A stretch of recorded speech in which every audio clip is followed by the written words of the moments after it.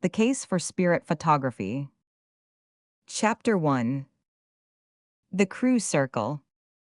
An accusation of a damaging, and, as I believe, of an entirely unfounded character, has been brought forward by Mr. Harry Price against Mr. Hope, whose name has for more than 17 years been associated with the strange phenomenon which has been called spirit photography. I will deal later with this accusation, with which the Society for Psychic Research has unfortunately associated itself by publishing the report of it in their official journal. Before touching upon it, I should wish to take a broader sweep and to show the overpowering weight of evidence which exists as to the reality of Mr. Hope's most remarkable gift. If a man were accused of cowardice, it would be natural that his defender should not confine himself to the particular case, but should examine the man's whole career and put forward instances of valor as an argument against the charge. So also if a man is accused of dishonesty, a long record of honesty would be his most complete defense. Therefore, in considering the case of Mr. Hope and the value of his mediumship, one must not limit one's investigation to a single case, where errors of observation and of deduction may creep in, but must take a broader view which will embrace an account of a long series of cases, vouched for by men and women of the highest character, and incompatible with any form of fraud. If the reader will have the patience to follow my facts and my argument, I hope to make it clear to any unprejudiced mind that there is overwhelming evidence that we have in Mr. Hope a man endowed with most singular powers, and that, instead of persecuting and misrepresenting him, it would be wiser if we took a sympathetic view of his remarkable work, which has brought consolation to the afflicted, and conviction to many who had lost all belief in the independent life of the spirit. Many speak of Mr. Hope and of the cruise circle without any definite idea of what the words mean. Let me explain, then, that Mr. William Hope, who is a working man, discovered, some 17 years ago, quite by chance, that this remarkable power of producing extra faces, figures, or objects upon photographic plates had been given to him. In the first instance, he was taking a fellow workman, and the plate, when developed, was found to contain an extra figure which was recognized as being a likeness of his comrade's sister, who had recently passed away. This form of mediumship is rare, but from the days of Mumler, who first showed it in 1861, there has never been a time when one or more sensitives have not been able to demonstrate it. Fig. 1. Impression received upon a marked plate which never left the author's hands, save when in carrier. CP 21. Fig. 2. Specimen of Archdeacon Colley's writing during his lifetime. CP 22. Fig. 3. Psychograph in the handwriting of Dr. W. J. Crawford. CP 25. Fig. 4. Specimen of Dr. W. J. Crawford's writing during his lifetime. Hope was greatly surprised at his own results, but he had the good fortune in early days to meet the late Archdeacon Colley, an enlightened member of the Anglican Church, who tested his powers, endorsed them, and appreciated their value.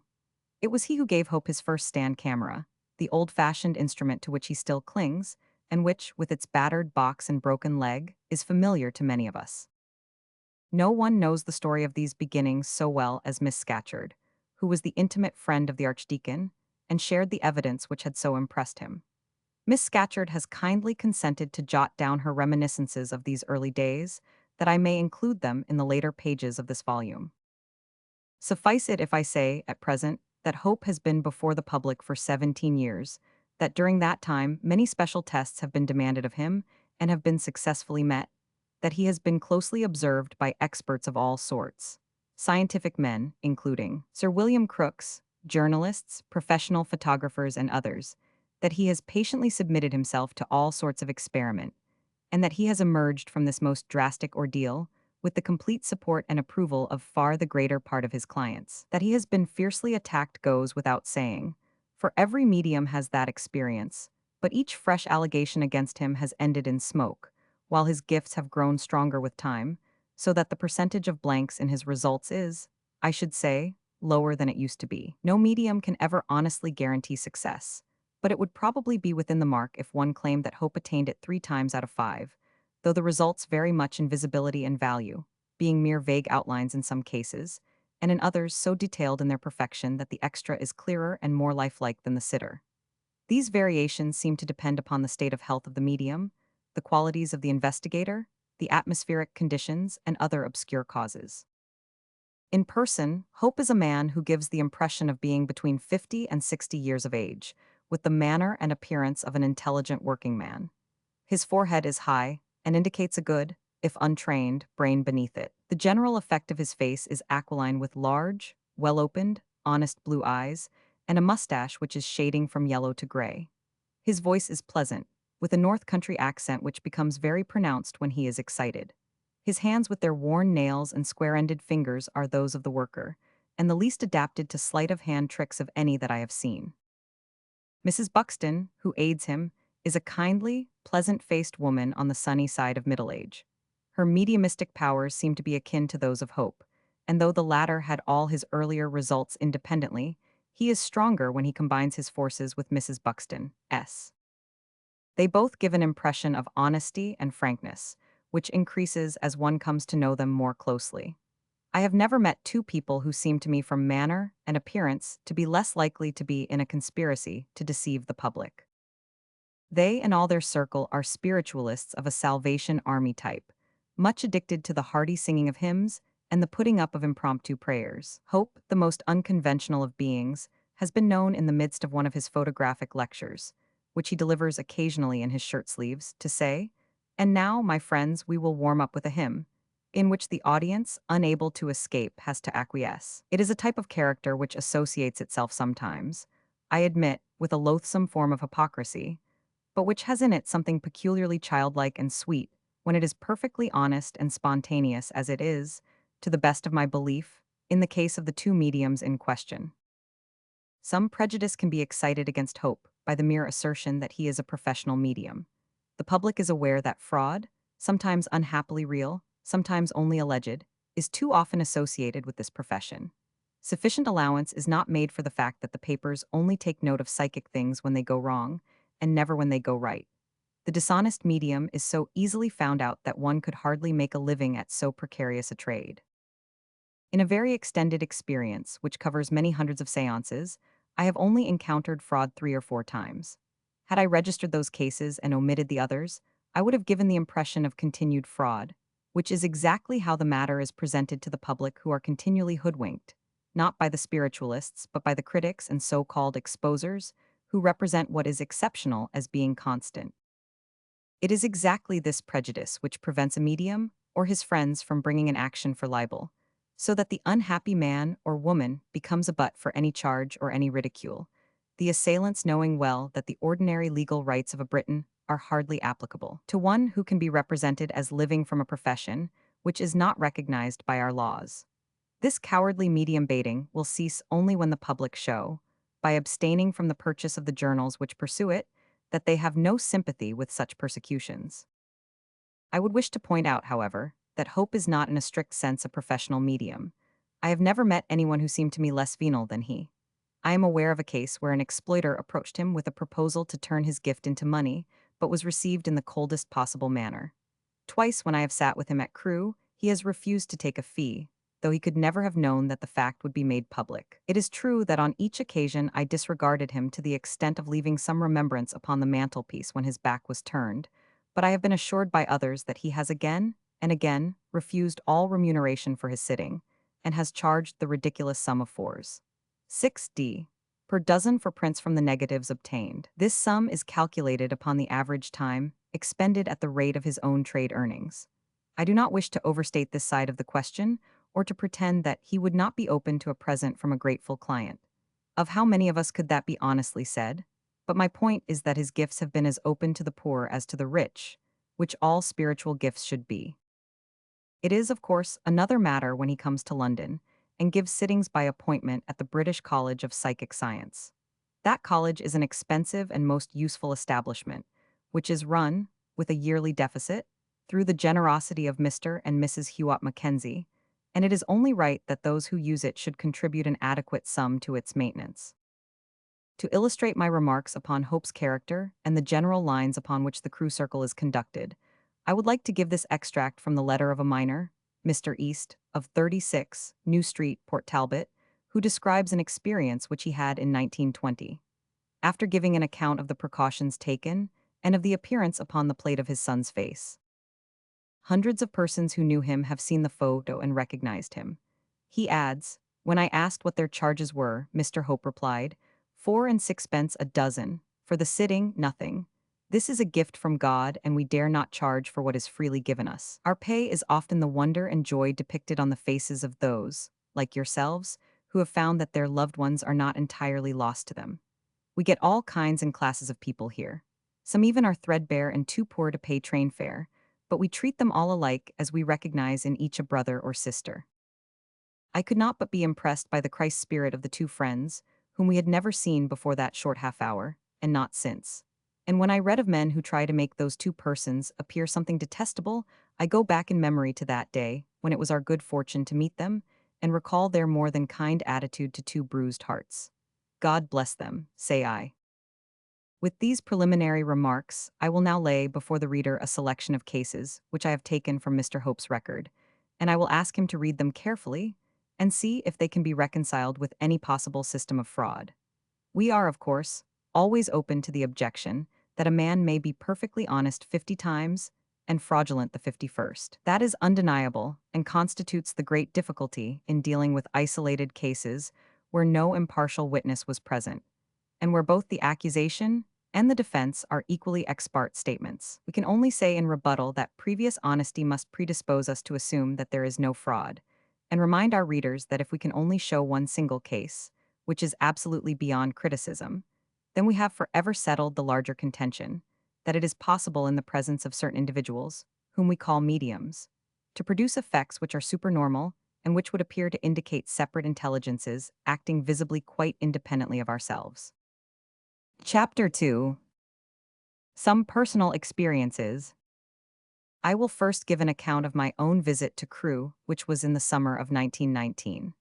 I bought my plates in Manchester and then traveled over to keep the appointment which had been made a week before. Arriving at Crewe, I went down to the little house in Market Street, which is so modest and humble that it furnishes an argument in itself against any undue cupidity on the part of its tenant. Two spiritualistic friends, Mr. Oaten, editor of the Two Worlds, and Mr. Walker, were my companions. Mr. Hope and Mrs. Buxton were waiting for us, and, after a short religious service, Mr. Hope and I went into the dark room. There I opened the packet of plates, put two into the carrier, and marked them then and there. The carrier was then taken into the room, and Mr. Hope inserted it into the camera. We three spiritualists sat in front with a rug, or blanket, as a background. The exposure having been made, the carrier was taken back into the dark room where, with my own hands, I took out the plates, developed them, and fixed them. So far as I could judge, there was at no stage any possibility of changing the plates. But this question does not really arise. No changing of plates would account for the effect actually produced. This effect I have shown in Figure 1. There is a hazy cloud covering us of what I will describe as ectoplasm, though my critics are very welcome to call it cottonwool if it eases their feelings to do so. In one corner appears a partial materialization of what seems to be the hair and forehead of a young man. Across the plate is scrawled, "Well done, friend Doyle, I welcome you to Crewe. Greetings to all, T. Colley." I have already explained that Archdeacon Colley was the founder of the Crewe Circle, and if, as we believe, we continue our interest after death, it would seem not unnatural that he should send a kindly word to a visitor who is working for the cause. How can we determine that the message was really from Archdeacon Colley? The obvious way would be to get a sample of his writing in life, and to compare it with that upon the plate. This I have done, as shown in Figure 2. Can anyone deny that the handwriting is the same in both instances, or can anyone suppose that the rough script of Hope could possibly be modified into the scholarly handwriting of the Archdeacon? Whence, then, did this message come? Does anyone imagine that a private forger is retained by Hope and lurks somewhere in that humble abode? It is a problem which calls for an answer, and no talk about conjuring tricks or transposition of plates has the least bearing upon it. It may be remarked incidentally that my own strong desire was to obtain some sign from my son, who had passed away the year before. The result seemed to show that our personal wishes do not affect the outcome. Having failed to get what I desired, I remained at Crewe for the night, and next morning went down to Market Street again. On this occasion I used Hope's own plates, having left mine at the hotel. He gave me the choice of several packets. The result obtained under all the precautions which I could adopt, it would only weary the reader if I gave every point of detail, was a photograph of the face of a young man beside my own. It was not a good likeness of my son, though it resembled him, as he was some 8 years before his death. Of the three results which I obtained at Crewe, it was the one which impressed me least. On examination with a lens, it was noticeable that the countenance was pitted with fine dots, as in the case of process printing. This is to be noticed in a certain proportion, possibly 1 in 10, of Hope's results, and occurs in the case of persons whose faces could by no possibility have appeared in newspapers. One can only suppose that it is in some way connected with the psychic process, and some have imagined a reticulated screen upon which the image is built up. I am content to note the fact without attempting to explain it. I have observed the same effect in other psychic photographs. The third result was the most remarkable of any. I had read that Hope can get images without the use of the camera, but the statement sounded incredible. He now asked me to mark a plate and put it in a carrier, which I did. We then placed our hands on either side of the carrier, Mrs. Buxton and her sister joining in. At the end of about a minute, Hope gave a sort of shudder and intimated that he thought a result had been obtained. On putting the plate into the solution, a disc the size of a shilling, perfectly black, sprang up in the center of it. On development, this resolved itself into a luminous circle with the face of a female delicately outlined within it. Under the chin is a disc of white, and two fingers which are pointing to it. The disc is evidently a brooch, and the pointing seemed to indicate that it was meant to be evidential. The face bore a strong resemblance to that of my elder sister, who died some 30 years ago. Upon sending the print to my other sisters, they not only confirmed this, but they reminded me that my sister had a very remarkable ivory brooch in her lifetime, and that it was just the one object which might best have been chosen as a test. I regret that this picture is so delicate that it will not bear reproduction. Such were my three results at Crewe, and I should, I hold, have been devoid of reason had I not been deeply impressed by them. Here was a message in Archdeacon Colley's own handwriting. Here was a test from my own dead sister, which seemed to be beyond all possible coincidence, apart from the extraordinary way in which the picture was obtained. Neither sleight of hand nor transference of plates could have any bearing upon such results as those. Their full significance was not realized until I had made inquiries, but after that time, I felt it impossible to doubt the supernormal nature of the powers which had produced such effects. It might perhaps be argued that as Archdeacon Colley's writing was familiar to Hope, he had, in spite of his disabilities, made some special effort to master and reproduce it. As a matter of fact, however, this case does not stand alone, and many evidential writings have been obtained at Crewe, notably those of W. T. Stead and of the late Dr. Crawford. The latter is a recent incident, and I would take it as my next example, since it illustrates this phenomenon of writing and is again free from the bogey of transposition. Upon June 30 of this year, 1922, three delegates from Belfast, Mr. Skelton, Mr. Gilmer, and Mr. Donaldson, were coming over to the London Spiritualists' conference.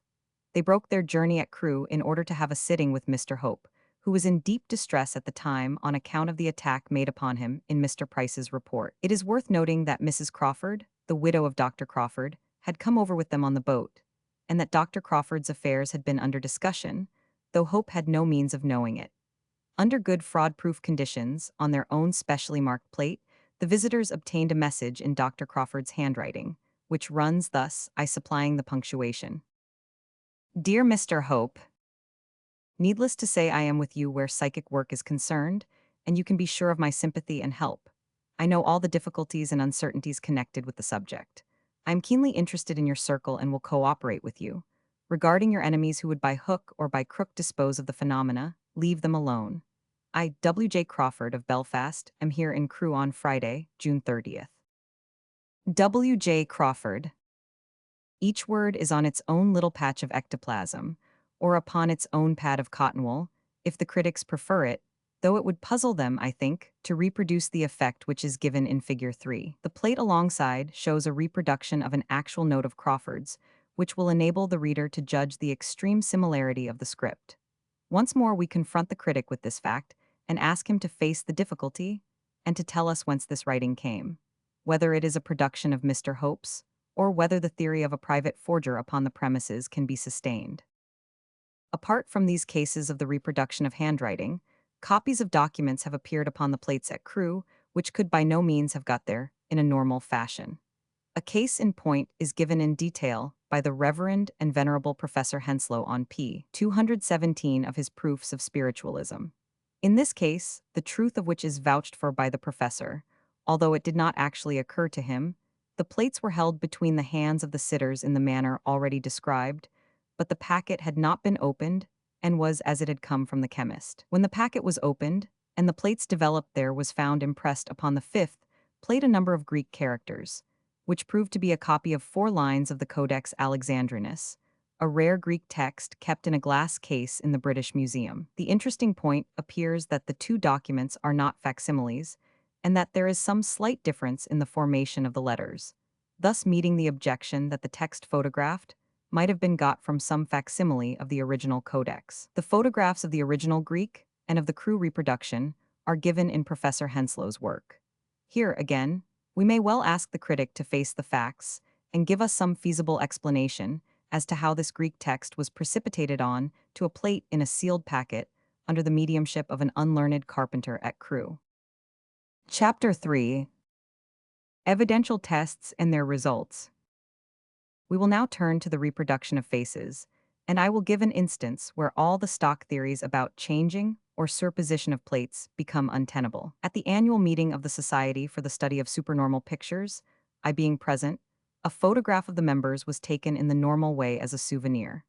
As Hope was present, it was suggested that a second photograph be taken by him in the hope that we might get some psychic effect.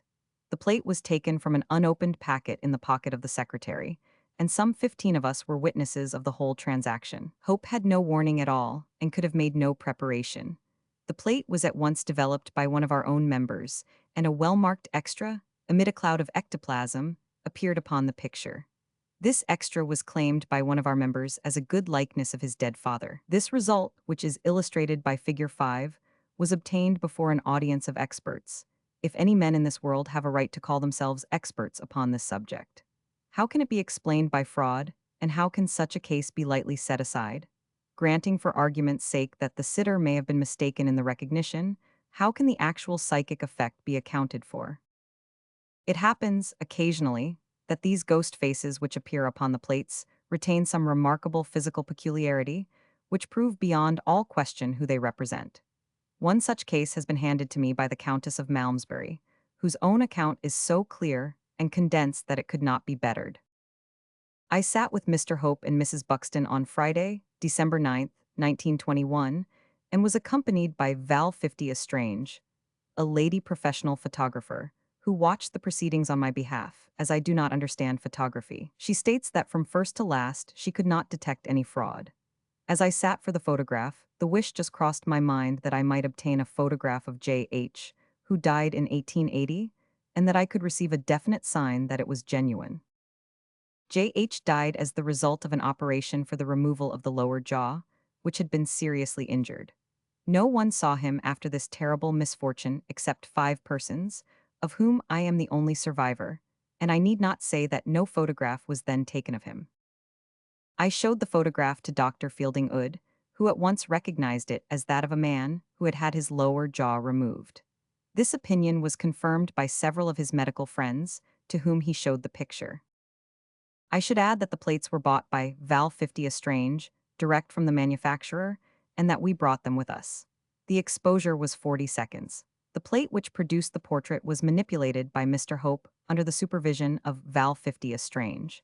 We both superintended the development and fixing of the negative. As an impartial investigator of psychic matters, I have stated exactly what took place, without comment. Signed, Susan, Countess of Malmesbury.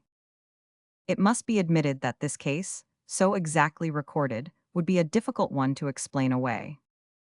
I would now quote the case furnished by Major Spencer, who is an experienced and careful observer and has given much attention to psychic photography. In this experiment, he used his own camera, his own carriers, and his own plates. What could be more drastic than that? He says, if I may abbreviate his account. The box of plates was never out of my sight and was cut open in the dark room by myself, Hope or Mrs. Buxton in no instance touching them. The red light, he explains, was a good one, and he could see all that occurred. Hope stood on my left hand for the whole time in the dark room, and I kept the box of plates under my right elbow during the operations of initialing and inserting the plates in the slides. My own camera remained closed in my dispatch case, also closed, till I returned from the dark room, when I set it up on its tripod, extending it, and focusing it upon the chair afterwards used. When the exposures were made by Hope, I had to explain to him how to actuate the shutter, as the lever on the camera front was new to him. The only contact with the camera was when he touched this lever. Exposure 35 seconds. Neither Mrs. Buxton nor Hope knew that I had intended using my own camera and dark slides till we met in the studio. These slides are metallic and each contains one plate. Fig. 5 Group of members of the SSSP. The psychic face will be seen in the center of the plate and situated horizontally to the sitters. CP 28. Fig. 6 Major R.E.E. Spencer and psychic face obtained in special test. CP 31. Fig. 7 Sir William Crookes with psychic face obtained in his own laboratory through the mediumship of the Crew Circle. CP 33. For the benefit of the uninitiated, let me explain that the carrier and the dark slide are different names for the same thing, the receptacle into which the plates are put in the dark room, which is then inserted into the back of the camera. Now this is a case which any reasonable man would say eliminated every possible source of error. The actual result was that out of 6 plates, 2 showed unrecognized extra faces. One of the results is reproduced in Figure 6. How came those faces upon the plates? How can our critics explain it? They cannot explain it, and yet they have not the honesty to admit their inability. Among our chief enemies is that inner circle which, for the moment, controls the destinies of the Society for Psychical Research. What flaw do they find? I am sure the honest common-sense reader would never guess. The flaw adduced is that Major Spencer left his camera inside his dispatch box in the studio while he was in the dark room. Mrs. Buxton was in the studio. She might have dashed at the box, pulled it open, dragged out the camera, and then, well, what then? No one can imagine what the next stage would be. Dr. Abraham Wallace has publicly asked the critic to state what could then be done, which would have put 2 human faces upon different plates, and none on the others. If Major Spencer had locked his box, it would then have been claimed that Mrs. Buxton had a skeleton key in her pocket. It is puerile criticism of this sort which has lowered that intellectual respect which we older members had once for the SPR. It is intellectually dishonest, and the sign of a frame of mind which is not there to follow facts or to ascertain the truth, but only to argue a preconceived case as a lawyer speaks from his brief. The SPR, or their present spokesmen, are against psychic photography, and therefore it is better to put up the most childish and preposterous objections rather than to say that a case is clearly proved. I would appeal to any impartial mind whether this case of Major Spencer's does not absolutely cover every objection. I would now give the case of the dream hand of Lady Grey of Followden. When I was going to Australia, this lady most kindly wrote out the facts for me and gave me a copy of the photograph, which I used upon my screen. Lady Glenconner, as she then was, dreamed that if she was photographed at Crewe, she would see her son's hand resting upon her left shoulder. She said nothing to Hope, but she put the fact of her dream upon record. Sure enough, in the photograph there is a small cloud of ectoplasm, and emerging from it a hand, which is resting even as it rested in the dream. Where does fraud come in such a case as that? Surely those who circulated a libelous pamphlet against Hope upon the strength of a single case must feel ashamed when they consider such a result as that, where no possible manipulation could have affected the picture. Psychic caution is an admirable quality, but extreme incredulity is even more disastrous than extreme credulity. The psychic investigator should be a filter, not a block. I would now quote the case of Mr. Pierce, a well-known businessman of Manchester. This is no psychic fanatic, but a hard-headed northern man of business. He visited Hope at Crewe, taking with him his own new camera and his own carrier, which was loaded by his daughter. No chance of transposition here, unless Hope had a duplicate carrier. The result, he says, was an undisputed likeness to my father. No photograph of him in that position is in existence. Everyone who has known him has recognized him, and my mother treasures the photograph very much. In this account, the sting lies in the statement that no such photograph is in existence. Again and again, it would not be too much to say that 50 instances could be produced. This statement can be made. Is it not incredible that people should be found who cannot see that such a fact is evidential of supernormal action? I have alluded to the fact that Sir William Crookes received such a photograph at Crewe, and that it bore a close resemblance to his deceased wife. I have not been able to get any copy of this photograph, but it is devoutly to be hoped that it, and Sir William's invaluable psychic papers, are being duly cared for by his executors and biographer, for they have their precious trust, and any tampering with it on account of their individual opinions would entail upon them the censure of generations yet unborn. In an interview in the Christian Commonwealth, December 4, 1918, the interviewer Miss Scatcherd asked, "And may I say how you went north with another friend and myself and procured on your own marked plate, under your own conditions, a likeness of your beloved wife, the late Lady Crooks?" To which Sir William answered, "You may say that, since it is the truth. You may add that the picture obtained after her passing on is unlike any of the many which I possess, but certainly resembles my dear one in her last days of failing health." In a private letter, which I have seen, Sir William, writing on December 14, 1916, shortly after the incident, says, "The photograph is easily recognized by all to whom I have shown it. I find that it is very similar in likeness to one I took about 10 years ago, although by no means a facsimile reproduction. This makes it all the more satisfactory to me. Though I am unable to reproduce this photograph, I have been able, by the kindness of Miss Scatcherd, to reproduce the preliminary experimental photograph got in Sir William's laboratory, which induced him to take the crew circle seriously. Only Mr. Hope and Miss Scatcherd were present on this occasion. It was taken, says the latter, under the strictest conditions that the genius of Sir William Crooks, backed by his unusual common sense, could suggest. The face here is not that of Lady Crooks, and was not recognized. But surely such a result must show the public how superficial is the view which, on the strength of a single experiment, endeavors to discredit the whole life's work of Mr. Hope. Several examples of crew photographs are reproduced, figures 8, 9, 10, which show the similarity to the living man, and yet are declared by the relatives to be unlike any existing picture.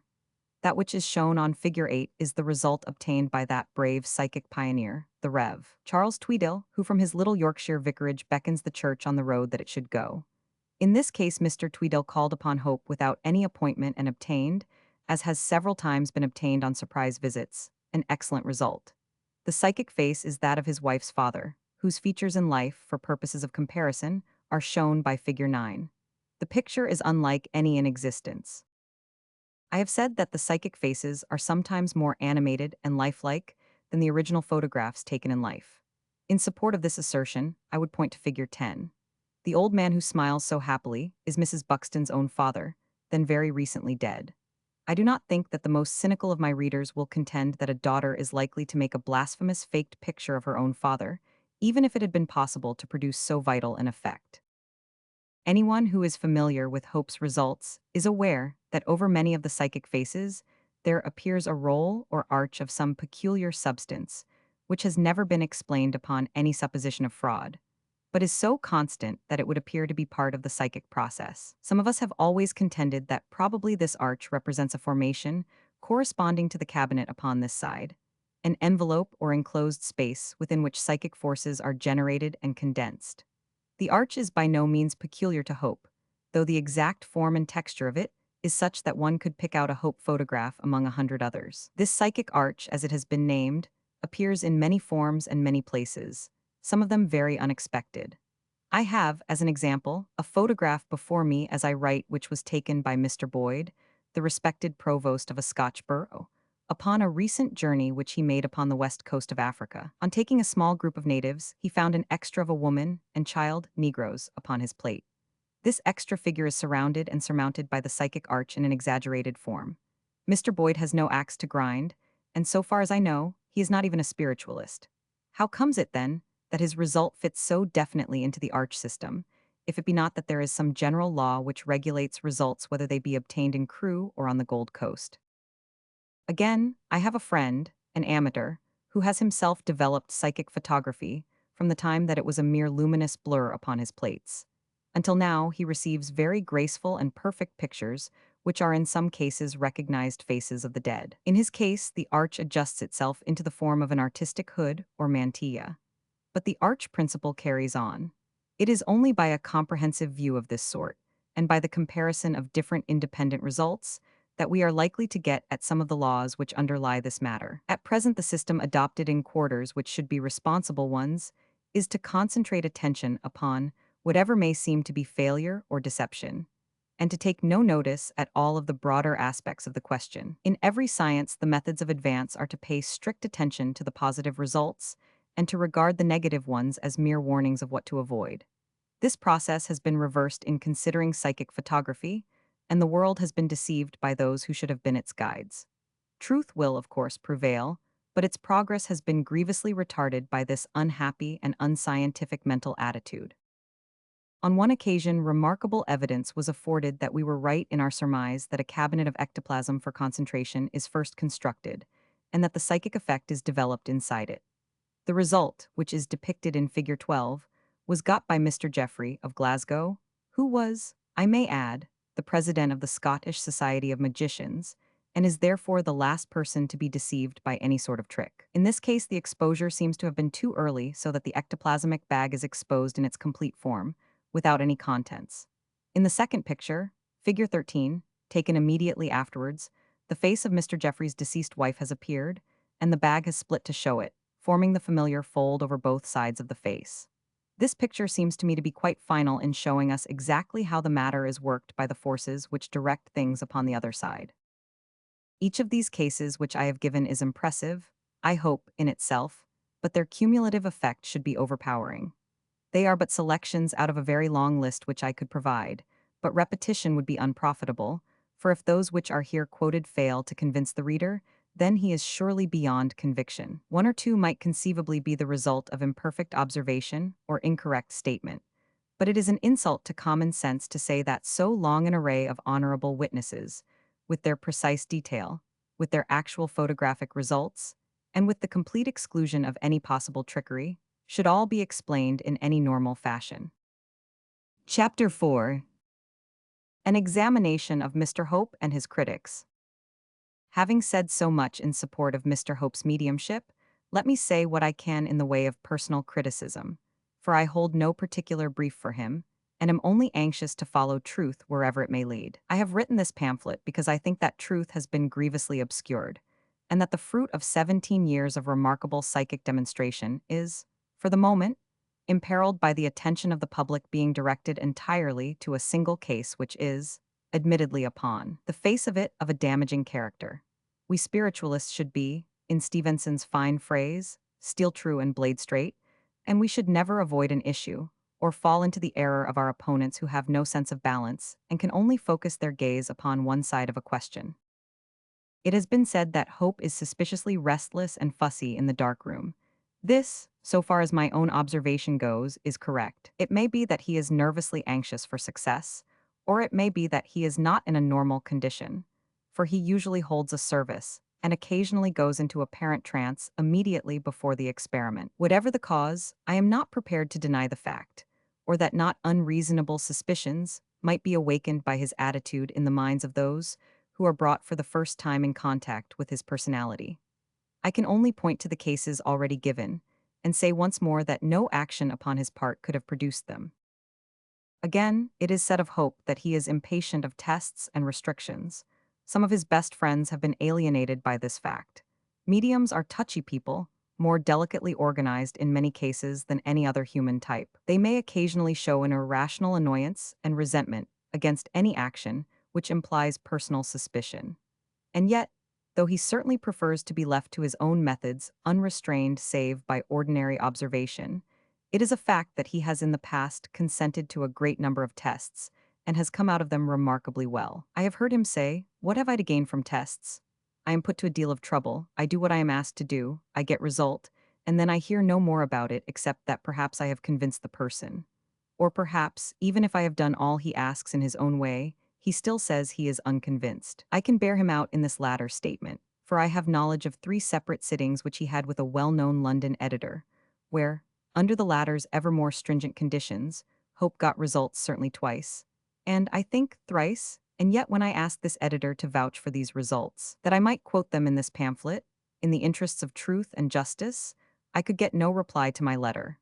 This seems to indicate either that he was not yet satisfied, though his own conditions had been carried out, or else that he had not the moral courage to help the medium at the time when he needed testimony. The incident shows that there is some truth in Hope's contention that tests are often a waste of energy. At the same time, it should be known that when the SPR made their recent attack, founded upon a single case, Hope at once offered to give fresh sittings and to submit to the most drastic tests so long as those who were in sympathy were also associated in the experiment. For some reason the SPR refused this, and it is a serious flaw in their position. Nonetheless, we must make the admission that, in general, Hope is not fond of tests. But there is another and more serious admission which I would make, although in doing so I may possibly be doing Hope an injustice. He is, in my opinion, not only a spiritualist, but a fanatic, which is a dangerous thing in any line of thought. We are aware that one must test the spirits, but I believe that Hope has such childlike and blind faith in his guides that he would obey their directions, whatever they might be. I recollect one case where a distinguished man of science sent Hope a sealed packet, upon which the latter placed it in a bucket of water, under the alleged prompting of some spirit message. The natural result was to alienate the scientific man from psychic photography for many years. It is easy to say that this was simply a case of vulgar fraud, but fraud would be done in some manner which could be concealed and not in so drastic a manner as that. And, as I have shown, fraud does not at all fit in with Hope's usual results. I make the critic a present of the case, merely adding that I believe Hope's account of his motives to be absolutely true, however incomprehensible it might seem. I have now, I hope, convinced any reasonable reader of the genuine nature of Hope's powers, which, after all, wonderful as they may seem, are by no means unique, but are to be matched by those of several contemporaries both in England and in America, not all of them professionals. We will next turn to the particular case treated in the report of the SPR drawn up by Mr. Price, and afterwards published in a sixpenny form and widely distributed gratis, with the evident intention of ruining Hope. Apart from its truth or falseness, the pamphlet is in deplorable taste, with puns upon Hope's name and tags of Johnson and Dryden dotted over it. So grave a subject should be treated with dignity, even when severity is necessary. I will now state the case as clearly as I can, together with some remarkable sidelights which have appeared since the publication. Having determined to catch Hope out, Mr. Price, who has considerable knowledge both of conjuring and of photography, procured from the Imperial Dry Plate Company 8 plates, all of which had been cut from the same sheet of glass. 6 of these plates were made up into a single packet, and all were treated by 10 rays, so that while there was no outward sign that they had been marked, there would, according to the testimony of the company, appear upon them when they were developed a design of the company's trademark. Carrying with him this doctored packet, and accompanied by a friend, Mr. Seymour, also a conjurer, Mr. Price kept an appointment which Mr. Hope had given him at the British College of Psychic Science, London, on February 24, 1922. The mediums were quite unsuspicious of any trap, nor did they hear anything of the matter till 4 months later. Mr. Price says, "I made myself very pleasant, said how sorry I was that they had been ill with influenza, and asked after the crew circle, saying that my people were natives of Shropshire. A private detective must, of course, use deception, but when Mr. Price at a later stage proceeded to ask that, onward, Christian soldiers, be the hymn sung, and suggesting that the extra finally shown was that of his own mother, he really does seem to be wallowing in it to an unnecessary degree. After all, the matter was one of business. He had paid for his sitting, he would surely get it, and no elaborate deception was needed." After the usual ceremonies, Mr. Price and Mr. Hope went into the dark room, where the package was opened and the 2 top plates put into the carrier. Hope then took up the carrier, asking Price to wrap up the remaining plates, and it was at this moment that Price saw him put the dark slide to his left breast pocket and take it out again, another one, without any talking or knocking. I copy this sentence as printed, and it is curious to find the SPR, which is continually claiming from others the utmost exactness of statement, passing one which is so involved and unintelligible. However, it is certain that Mr. Price means that Hope at that moment changed the carriers, though he does not even tell us where the second carrier went to. Mr. Price had endeavored to mark with some pricking instrument of his thumb the original carrier, but carriers are often of very hard wood, and he could not, one would think, have verified such a result. Therefore, the fact that no marks of pricks were found upon the carrier cannot be regarded very seriously. It is an instructive fact that the SPR receives all these very loose tests without question or comment, while when the evidence is the other way, as in the case of Major Spencer, they are ready with the most extraordinary explanations rather than admit a positive result. The couple then emerged from the dark room. I am omitting unessential and wearying details, and the photographs were duly taken with no exact record of the time of exposure, though Mr. Price roughly placed it at from 18 to 19 seconds. The point was really of great, and might have been, of vital importance. When the plates were developed, one was normal of Price alone, and the other had a female extra looking over Price's shoulder. This female face has the psychic arch and bears every sign to my eye, and to that of every spiritualist whom I have heard discuss it, of being true to type and a real hope extra. Mr. Price complimented the medium upon his success, carried off the plates, and then set himself to dictate an article which was duly printed in the Proceedings of the SPR to show that the whole business was a swindle, that the plates had been changed, and that the extra had been on a plate which Hope had foisted upon Price by the device of changing the carriers in the dark room. The points upon which Price relied in his charge may be taken in their order. They were: experiments were at once undertaken by several investigators, including Dr. Cushman, of Washington, and Mr. Hewott Mackenzie.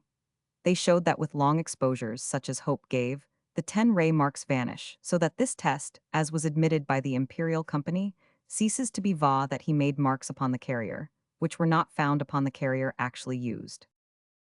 These marks seem to have been mere pricks, and there is no independent evidence as to their existence. This would be more convincing if any indication could be given as to what became of the discarded carrier. In cross-examination, Mr. Price weakened on the point. This statement holds good. The plates have been examined and compared, and those who desired to guard the interests of Mr. Hope, or rather of truth, agreed that this contention was right, and that there had actually been a substitution of plates at some time by somebody. There we are all on common ground. How then and why were the plates changed? Many who were convinced by experience of Hope's powers and of his essential honesty, and who were aware of the bitter antagonism which exists against him, as against all psychic phenomena, in certain circles of conjurers and of skeptical researchers, and of indiscreet expressions before the experiment, were of opinion that the whole transaction was an organized conspiracy to discredit the medium. The packet of plates had been for several weeks before the experiment in the possession of the officials of the SPR, and was accessible to clever-fingered people who were hostile to Hope's claims, and who had frequently averred that the opening of sealed packets was an easy process. There were other arguments which I will not state lest I should seem to be endorsing them. Let me say, at once, that I believe Messrs. Dingwall, Price, and Seymour to be honorable gentlemen, however much I differ from their point of view, and that I will not advance any hypothesis which is not consistent with that position. At the same time, I would point out that all their difficulties, which have increased with fuller knowledge, are due to their own tortuous and indirect way of approaching the question. Suppose that instead of all this juggling of 10-ray marks, Mr. Price had simply initialed his plate the moment he took it from the packet, as I and many other experimenters have done. Surely if he had afterwards received an extra upon that initialed plate, the test would have been complete, so far as substitution is concerned. If he had not done so, I am sure that Hope would have given him a second appointment, and he could have gone on until he had either succeeded or until he had proved that with an initialed plate Hope was helpless. Had this been done, much trouble would have been saved, and the result been equally clear.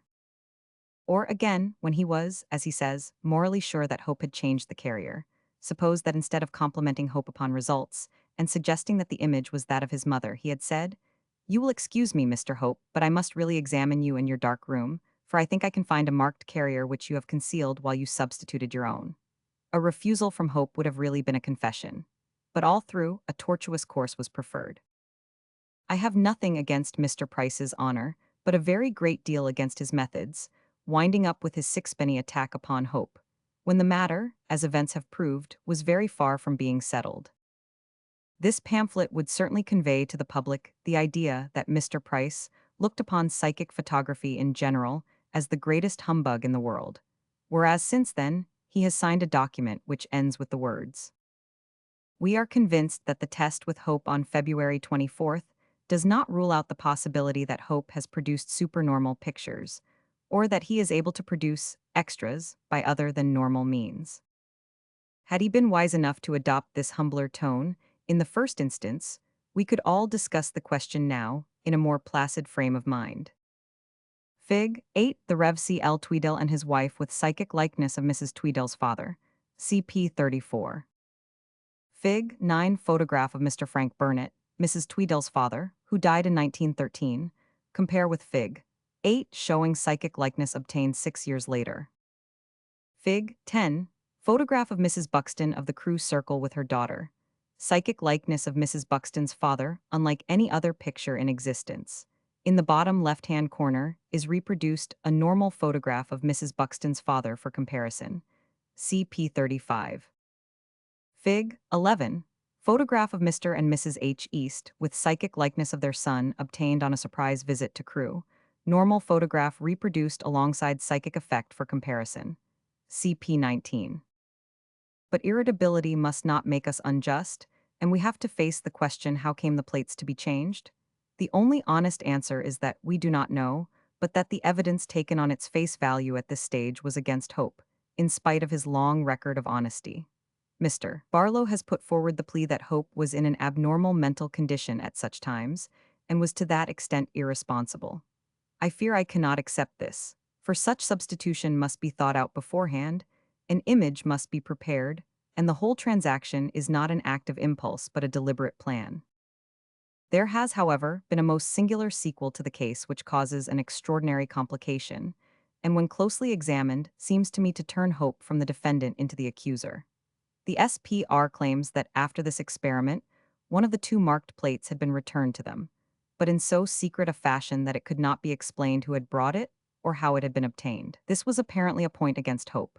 The charge inferred, though not stated, being that he had left this plate about, after abstracting it from the carrier, and that some enemy had recognized it and brought it to clinch the case against him.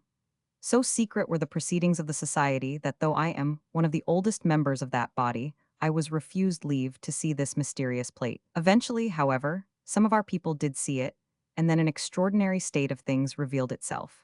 First of all, the plate was undoubtedly one of the original sets supplied by the Imperial Dry Plate Company.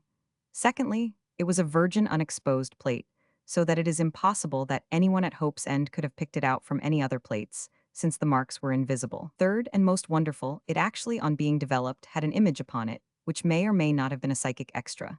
This plate was sent on March 3rd, a week after the experiment and 3 days after Hope and Mrs. Buxton, who knew nothing yet of Price's trap, had returned home to Crewe. It was in a double wrapper, with a request upon the inside cover that it be developed. The wrapper was formed of psychic college literature, and it bore the Notting Hill postmark. Now consider the situation thus created. Since the plate had not been developed, it is clear that neither Hope nor anyone at the college could possibly have known that it was a marked plate, for there was no publication of the alleged exposure until more than 4 months after. Who was there in the whole world who did know that this was a marked plate, and one in which the SPR might be expected to take a special interest? Clearly the experimenters of the SPR and their confidants, no one else. But if the marked plate had been abstracted by Hope in the dark room, and mixed up there with other plates, how could any friend or emissary of the SPR have picked it out as being the plate that was marked? It could not have been done. Therefore, the conclusion seems to be irresistible that this plate was abstracted from the packet before the experiment by someone who knew exactly what it was. If this be so, Hope is the victim of a conspiracy, and he is a much ill-used man. I see no possible alternative to this conclusion. Let us see if we can build up any sort of theory which would cover all the known facts.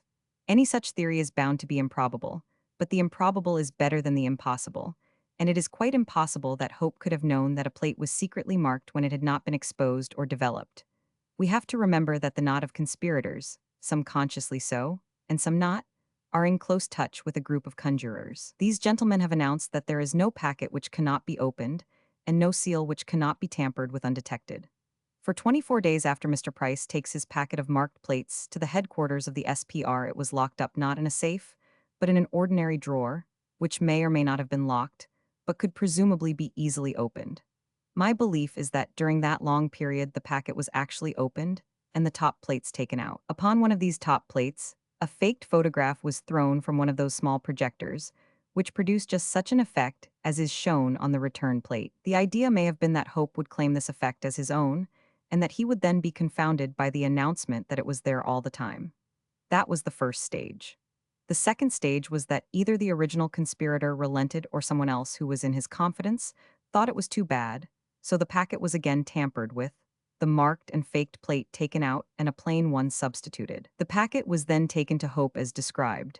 Mr. Hope then got a perfectly honest psychic effect upon the unmarked plate. Meanwhile, the abstractor, whoever he may have been, had the original faked plate in his possession, and out of a spirit of pure mischief, for I can imagine no other reason, He wrapped it in a sheet of the college syllabus, which can easily be obtained, and returned it to the SPR, to whom it originally belonged. Wherever it came from, it is clear that it did not come from the college, for when a man does a thing secretly and anonymously, he does not enclose literature which will lead to his detection. It is possible that this thing may originally have been conceived as a sort of practical joke upon hope and upon spiritualists generally, but that some who were not in the joke have pushed the matter further than was originally intended. Whom can we blame? I am in the position of never having personally met any of the three protagonists, Price, Dingwall, or Seymour, so that my view of them is impartial. Mr. Price is popular among the spiritualists who know him, and all agree that he would be unlikely to lend himself to any deception. Mr. Dingwall was possessed by an extreme prejudice against Mr. Hope, and yet I cannot conceive him as gratifying that prejudice by such a trick. He cannot, however, be acquitted of having aided and abetted in issuing the libelous pamphlet against Hope before all the facts were known, and before Hope's friends could examine any of them. It was an unworthy thing to do, and Messrs. Price and Dingwall must share the responsibility. It is a curious fact which should be recorded that, although the experiment was on February 24th, and though the report of the alleged exposure was not issued till the end of May, we find Mr. Dingwall applying for a sitting with Hope early in May, and writing, when Hope refused to give him one. As I understand from your letters that you still refuse to have sittings with the only scientific body in Great Britain investigating this subject, I shall be obliged in my coming report on psychic photography to publish certain facts which may not be of advantage to yourself. That letter was on May 2nd. Apparently, therefore, the publication of the exposure depended upon whether Mr. Dingwall was piqued or was humored. If he were sure that the exposure was a genuine one, this is a very singular attitude to assume. There remains Mr. James Seymour, the amateur conjurer, who has been concerned in several so-called exposures. It would be unjust to assert that it was he who carried out this deception, for when a packet is left for 24 days in a drawer, many people may have had access to it, and none of the three experimenters may have known the facts. This, I think, is very probable.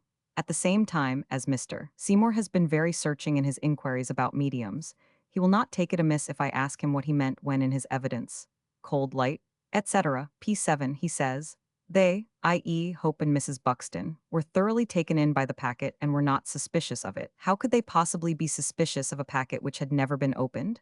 On the other hand, if the speaker knew that the packet had been tampered with, it would be a most natural remark to make. The words may be innocent, but they demand a clear explanation, and so does the fact that an extra was found upon a marked plate, which obviously had never been in Hope's dark room at all. So secretive and tortuous have been the methods of the agents of the SPR that each fresh piece of evidence has to be wrung from them, and they seem to have no conception of the fact that a man who is accused has a right to know all the facts concerning the accusation.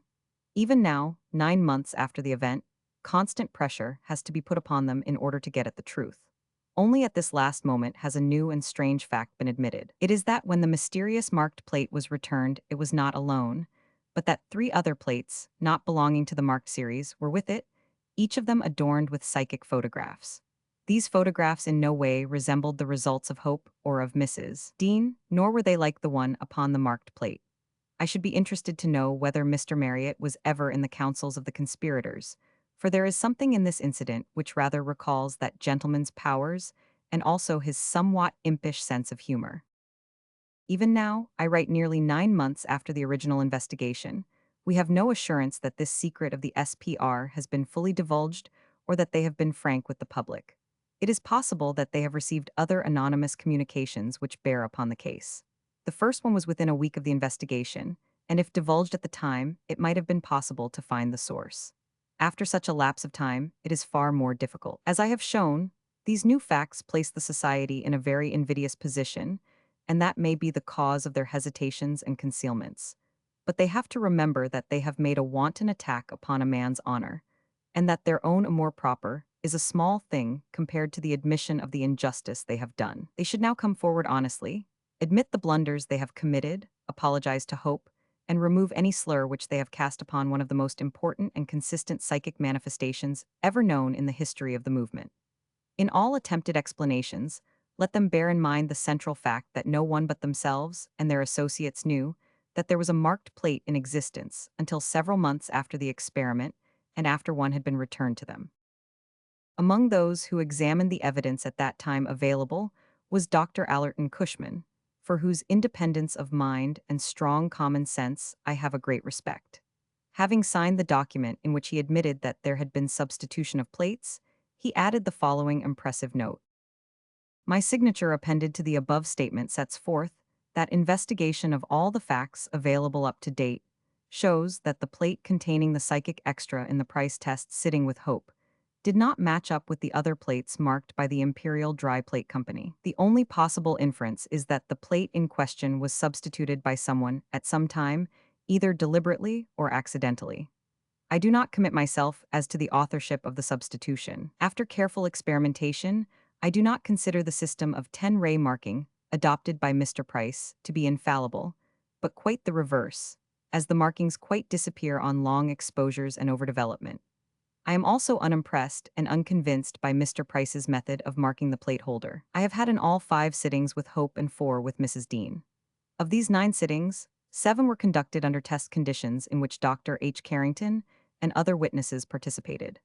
I have obtained psychic extras from both mediums on plates marked by 10 Ray by the Imperial Dry Plate Company and boxed and sealed by them, and also on plates purchased by Dr. Carrington just previous to one of the Hope sittings, all of which were marked by us with every precaution.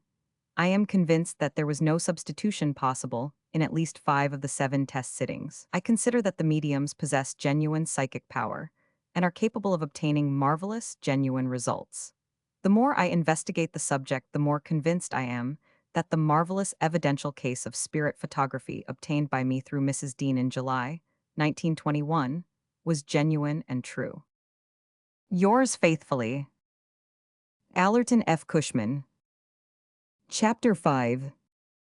Further difficulties considered. It might well be urged, why should Hope go into the dark room at all? Why should he not allow the sitter to charge his carrier by himself, and so remove all possibility of transposition? It is natural that Hope should show the stranger where the various conveniences of the dark room are. But apart from this, there is the reason that Hope in the course of his career has had all sorts of tricks played upon him by dishonest investigators, and that he has to protect himself, so far as he can, against doctored plates or plates with extras already prepared which will be ascribed to him and made the ground for charges. I have heard him tell such instances. When he knows his sitter, he has no objection at all to leaving him alone in the dark room. In 1919, the society which I have already referred to as the SSSP presented Hope with a new camera.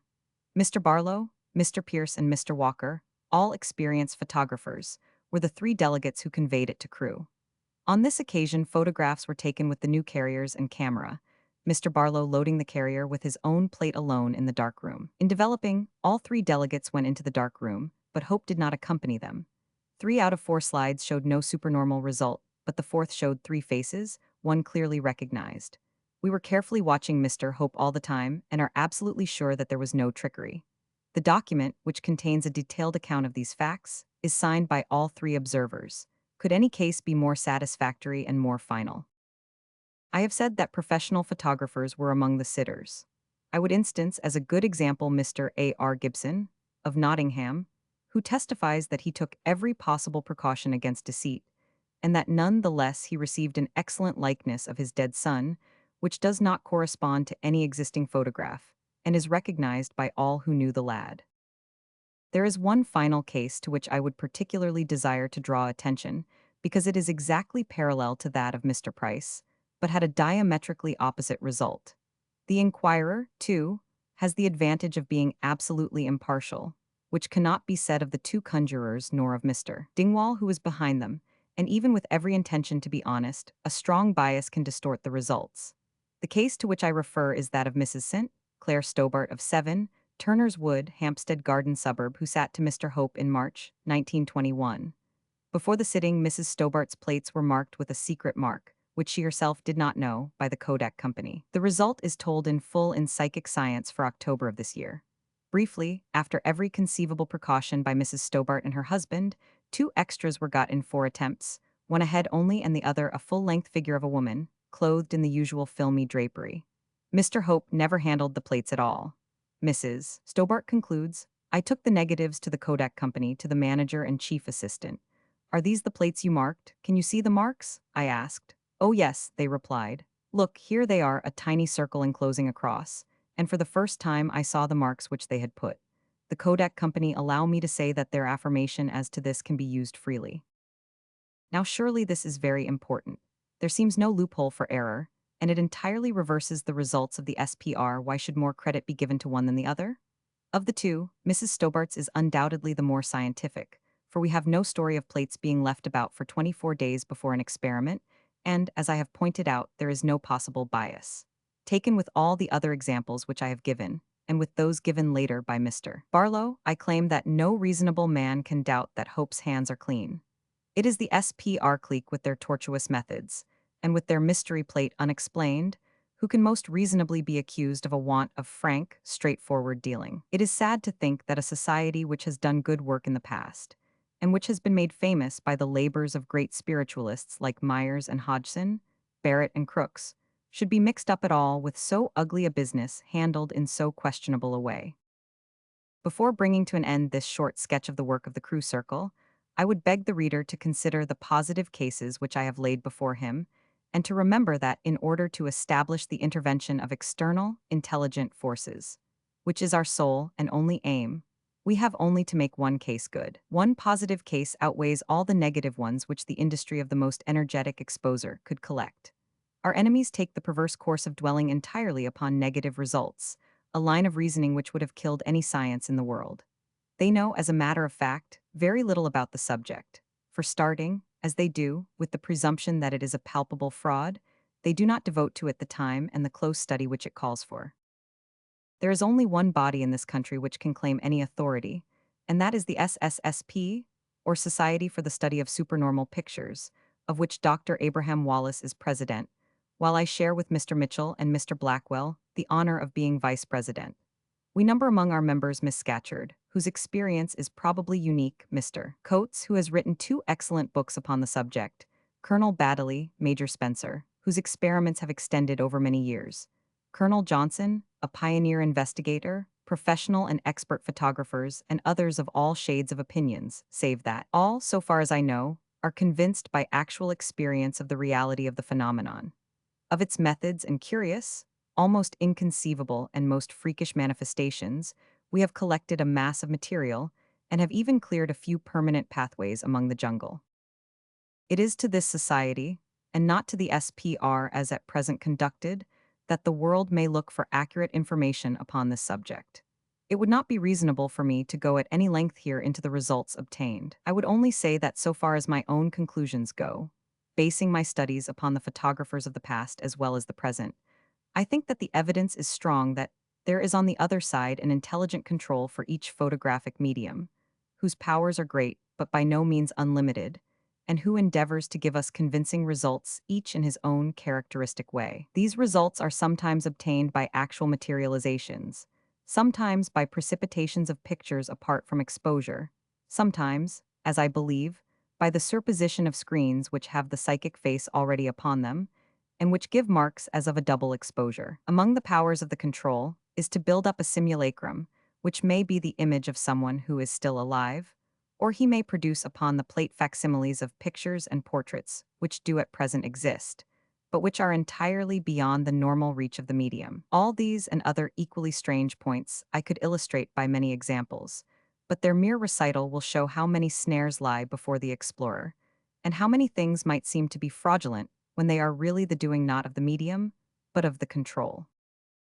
Any further expansion of this fascinating subject would be out of place on my part, since I am by no means one of the authorities, and can only claim that I study and assimilate the results of others, to which, of course, I add my own personal experience.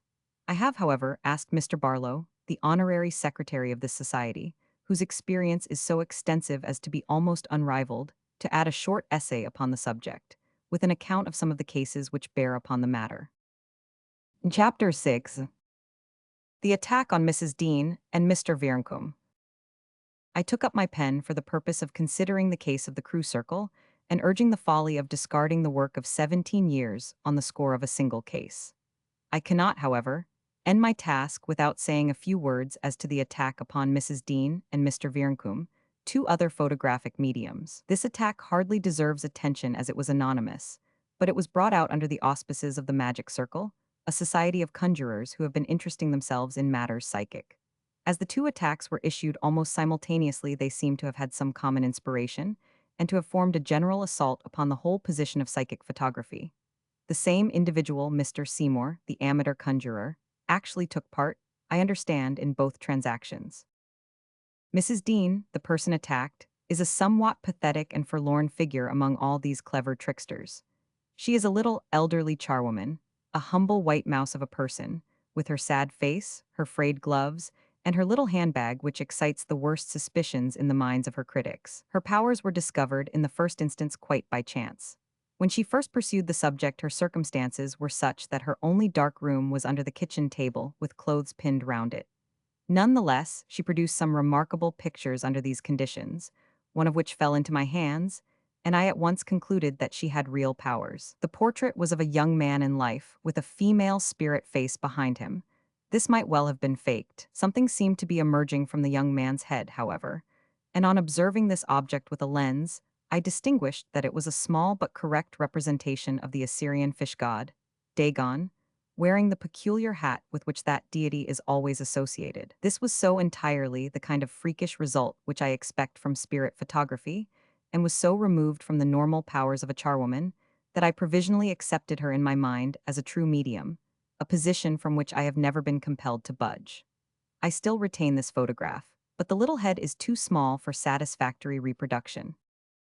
Mrs. Dean, or Mrs. Dean's control, has one embarrassing habit which I believe to be unnecessary, and which makes it very difficult to convince the skeptic, or, indeed, to prevent him from writing her down as an obvious fraud. Far from insisting that you bring your own plates, as Hope does, she likes them to be sent to her in advance, and she does what she calls magnetizing them, by keeping them near her for some days. This is so suspicious that it can hardly be defended, but here, again, there is an element of fanatical obedience. My own personal belief is that her results are perfectly honest, that they are actually formed in the shape of psychographs during the days before the sitting, and that if her plates were examined before they were exposed to light, the pictures would be found already on them. This, of course, would very naturally be taken as clear proof of fraud by the superficial investigator, ignorant of the strange possibilities of psychic photography. But I believe myself that the psychic effect is a perfectly genuine one, but that the extra will very probably bear no relevancy to the sitter. I am speaking now of her general routine, for how can I guarantee every particular case, or judge what a medium may do when dealing with so evanescent and elusive a thing as psychic power? When they have it, they use it. When it fails them, the human element may come in. I have had one sitting with Mrs. Dean in which 6 plates were exposed. In 4 of them there were abnormal results. One of these was a female face smiling from an ectoplasmic cloud. What does Mrs. Dean know of ectoplasmic clouds? One such is visible in the specimen of her work which is shown in figure 30. Exactly similar are some of the clouds which appear in Hope's work. Such appearances do not aid deception. Why, then, should they appear if it is not that it is part of a psychic process? Mrs. Dean gave me the choice of 2 packets of plates upon this occasion, and I admit that the effects may very well have been on the plates before the exposure. Nonetheless, they were probably quite genuine as supernormal pictures. Such a statement may raise a smile from Mr. McCabe or from Mr. Paternoster in truth, but I have the advantage over them in the fact that I have had practical experience of the matter at issue. Fig. 12. Photograph of Mr. W.M. Jeffrey and his daughter showing ectoplasmic bag, CP 37. Fig. 13. Photograph taken immediately after that shown by Fig. 12. Position of sitters is unchanged, but the ectoplasmic veiling now contains an excellent likeness, slightly distorted, of Mr. Jeffrey's deceased wife. Fig. 14. Psychic likeness of Agnes, daughter of Dr. Allerton Cushman, a lifelike picture obtained by Dr. Cushman through a surprise visit paid to Mrs. Dean. CP 63. Fig. 15. A normal photograph of Agnes Cushman for comparison with Fig. 14. But I am bound to give my reasons for such a statement, or I might well be branded as credulous.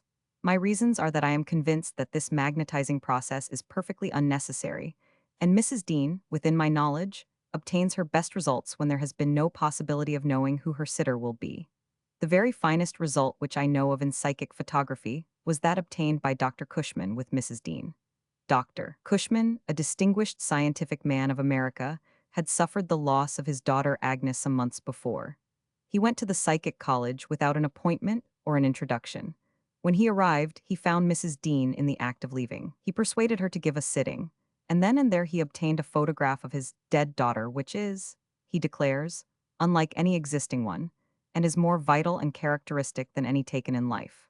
When I was in the States, I showed this picture on the screen as in figure 14, and there was abundant testimony from those who knew Agnes that it was a lifelike picture. I would refer this case to the anonymous writers of the Magic Circle, who has done all they could to worry this poor woman and to destroy her powers. And I would ask them how that little bag of tricks which exists only in their own imagination could have affected such a result as that. It will be noted in the already quoted opinion of Dr. Cushman that since this scandal, Mrs. Dean has been severely tested by him and others, and that they have been able under the doctor's own conditions to get psychic results. Another excellent case of Mrs. Dean's power is that which forms the subject of figure 30. The extra in the ectoplasmic cloud is Mr. Barlow, Sr., the father of the secretary of the SSSP. Beside him is a picture of how he looked 12 years before his death. No one can deny that it is the same man with the years added on. Mrs. Dean never knew Mr. Barlow's father in life. How, then, was this result obtained? These are the cases which the Magic Circle report avoids, while it talks much of any negative results which it can collect or imagine. I hope that this short account may do something towards helping a woman whom I believe to be a true psychic, and who has suffered severely for the faith that is in her, having actually, I understand, endured the excommunication of her church because she has used the powers which God has given her. I have a recollection that Joan of Arc endured the same fate for the reason, le plus il change, le plus il reste le même. It only remains for me now, before giving place to others, to say a word about Mr. Vierncombe, the psychic photographer of Bridgwater.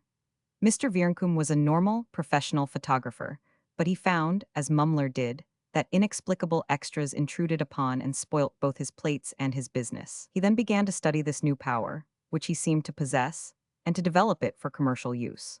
Mrs. Humphreys, a member of the SSSP and a student of psychic affairs, lived in the same town and submitted him to certain tests which convinced her and others of his bona fides, though I cannot repeat too often that no blank check of honesty can ever be given to any man. My own experience of Mr. Vierncombe and my knowledge of his work are far less than in the cases of Mr. Hope and Mrs. Dean, so that I can only say that I believe he produces genuine results, whereas in the other two cases, I can say that I know they produce genuine results. I have had 2 experiments with Vierncombe, but did not impose any test conditions in either case. I simply sent a closed envelope containing a letter and asked him to photograph it in the hope that some extra might appear which I could associate with the sender of the letter. In both cases, a large number, 6 or 7, well-marked faces developed round the letter, but none which bore any message to me. Others, however, have been more fortunate in their experience and have assured me that they have received true pictures of the dead in that fashion. There is no ectoplasmic cloud or psychic arch, but the faces are as clear-cut as if they were stamped with a die. I am in some degree responsible for Vierncombe's troubles, as I mentioned his name as being one who might repay investigation upon the occasion when I gave evidence before a committee of these conjuring gentlemen. They seem to have made up a sealed packet to Mr. Vierncombe with instructions to get what he could. Upon its return, they declared that the packet, which had furnished a psychic result, had been tampered with. No independent proof whatever was offered in support of this assertion, and Mr. Fred Barlow, who had obtained results from Mr. Vierncombe, where he was sure that the packets had not been tampered with, was sufficiently interested to hunt up the name of the sender and some details of the case from the Vierncombe end, rather than from that of the exposers. Fortunately, Vierncombe had preserved the letters, and it was then found that the sender, when the packet and the psychic result had been returned, had at once written to Vierncombe to acknowledge receipt, adding the 2 statements. Thus the magic circle had clearly fallen into the pit that it had digged, and its agent is convicted either of being a senseless liar without any cause, or else of having completely endorsed the result which the circle afterwards pretended was a failure. It was one of those numerous instances when it is not the medium, but the investigators who should really be exposed. My experience is that this is the case far more frequently than the public can realize, and that it is amazing how men of honor can turn and twist the facts when they deal with this subject. A well-known exposer assured a friend of mine that he would think nothing of putting muslin in a medium's pocket at a séance, if he was sure that he could thereby secure a conviction. I have seen a letter from Mr. Marriott, who is also busy in showing up frauds, in which, writing to Mr. Hope, he offered to teach him to make more artistic spirit photographs, charging 30 guineas if the lessons were in London and 40 if at Crewe.